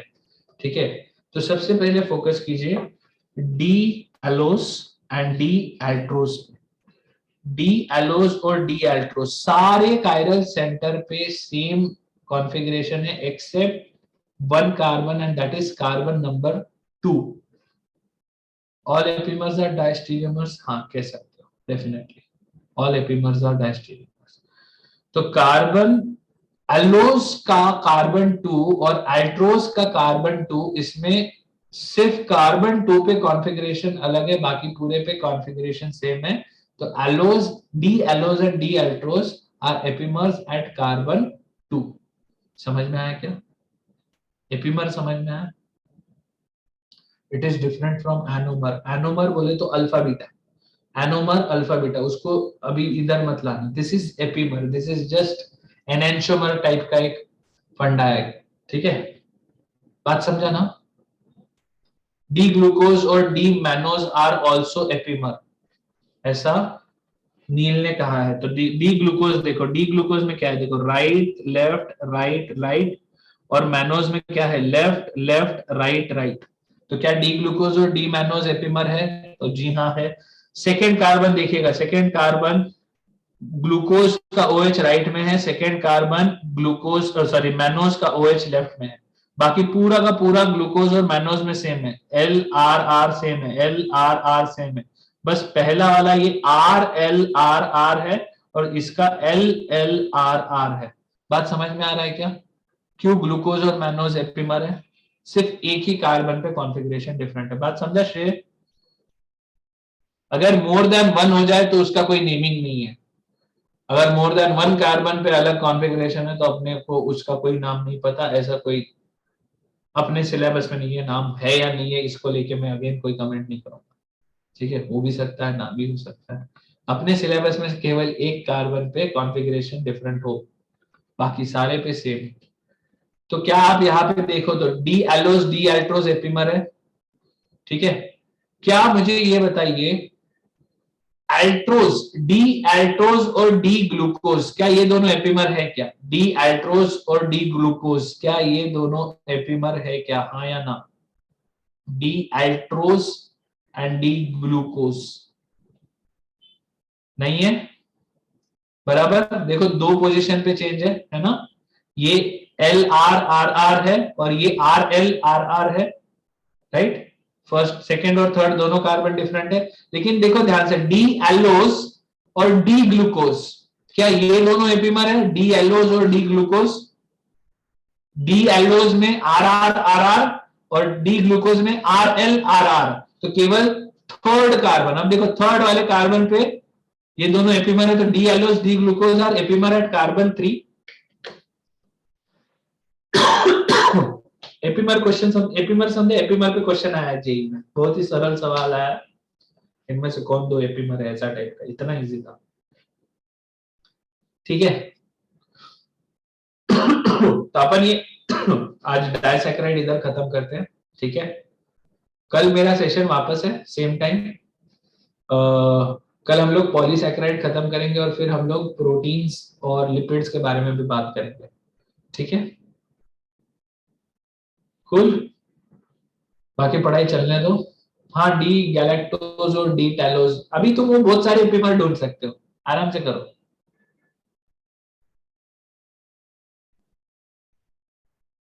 अद्वैत क्या बोल रहा है? सोहम हनी डाउट, मैं हनी वाला डाउट कौन सा था यार, मेरे को नहीं पता, मैं भूल गया। शेल्फ लाइफ वाला? अरे नहीं यार, अरे यार एक बार मेरे को व्हाट्सएप पे डाल के रखो ना, हनी एक्सपायर क्यों नहीं, एक बार बस व्हाट्सएप पे डाल के रखो, ढूंढता हूँ, इतनी कुछ चीजें चल रही है ना, मैं फोकस नहीं कर पाता हूँ भूल जाता हूँ। ठीक है, चलो ऑल द बेस्ट। अच्छे से चलने दो पढ़ाई, डेली क्वेश्चन सॉल्व करो, मैक्सिमम से मैक्सिमम क्वेश्चन, थ्योरी पे टाइम वेस्ट मत करो, क्वेश्चन में डाउट आएगा फिर थ्योरी देखो, प्लीज प्लीज ये फोकस करो। देखो तुम सबसे पूछोगे, सब लोग कुछ अलग अलग तुमको कहानी दे सकते हैं, लेकिन this is a sure short guaranteed तरीका पढ़ने का इन लास्ट 20-25 डेज। मैं बता रहा हूँ, थ्योरी पे टाइम वेस्ट मत करना, भले कोई भी, केमिस्ट्री में तो बिल्कुल भी नहीं, ठीक है। ज्यादा से ज्यादा क्वेश्चन, ज्यादा से ज्यादा मॉक टेस्ट, 5 मॉक टेस्ट देना है अपने को 26 से 27 से पहले, ये चीज मिनिमम लेके चलो। मॉक टेस्ट में आपको शायद मार्क्स ना आए, लेकिन मॉक टेस्ट में आपकी स्ट्रेटेजी फॉर्म होगी, और वो स्ट्रेटेजी ही आखिरी दिन इंपॉर्टेंट रहेगी, कहां से स्टार्ट करना है, किसको पहले सॉल्व करना है, किससे ज्यादा मार्क आ रहे हैं। कोई नहीं देखने वाला कि आपको कितना आता है कितना नहीं आता, आपको पूरा चैप्टर आता है नहीं आता ये भी कोई नहीं जानना चाहता, ठीक है। क्वेश्चन आया है, क्या आप आंसर ला सकते हो, खत्म बात, that's it. Yes, chemistry in everyday life देखता हूँ यार, अभी मैं कोई गारंटी नहीं दे सकता, ठीक है। इनऑर्गेनिक के लिए भी यस श्रेया, 100%। टारगेट 10-15 का मत रखो, ठीक है, जितना ज्यादा उतना ज्यादा, ठीक है। आकांक्षा डाउट है, एक काम कर, डाउट अभी, नेफ कार्बोनिल सिंथेसिस क्या है, नेफ कार्बोनिल सिंथेसिस क्या है, पता नहीं यार, मेरे को तो अभी याद भी नहीं नाम से, देख ले गूगल कर ले, समझ में आ जाएगा मैकेनिज्म, नहीं आता तो मेरे को भेज दे, फिर अपन देखेंगे। नाम से नहीं याद भाई ये से, ठीक है। कार्बोनिल सिंथेसिस से सी डबल बॉन्ड वो बनेगा कहीं ना कहीं, है ना। भेज दो, वो जो भी है व्हाट्सएप करो, कुछ भी इश्यू आता है, कहीं भी प्रॉब्लम आता है, ठीक है, मतलब कोई भी प्रॉब्लम आ रहा है, whether it is academic whether it is non academic, except प्यार व्यार का चक्कर छोड़ के मेरे को सारे के सारे डाउट पूछ सकते हो, ठीक है। कोई भी प्रॉब्लम अपना अभी ऐसा बना के मत रखना जो तुम्हारे स्टडीज को होल्ड करे, तुम्हारे टाइम को वेस्ट कराए, ठीक है। कुछ भी और इशू आता है व्हाट्सएप करो, डन।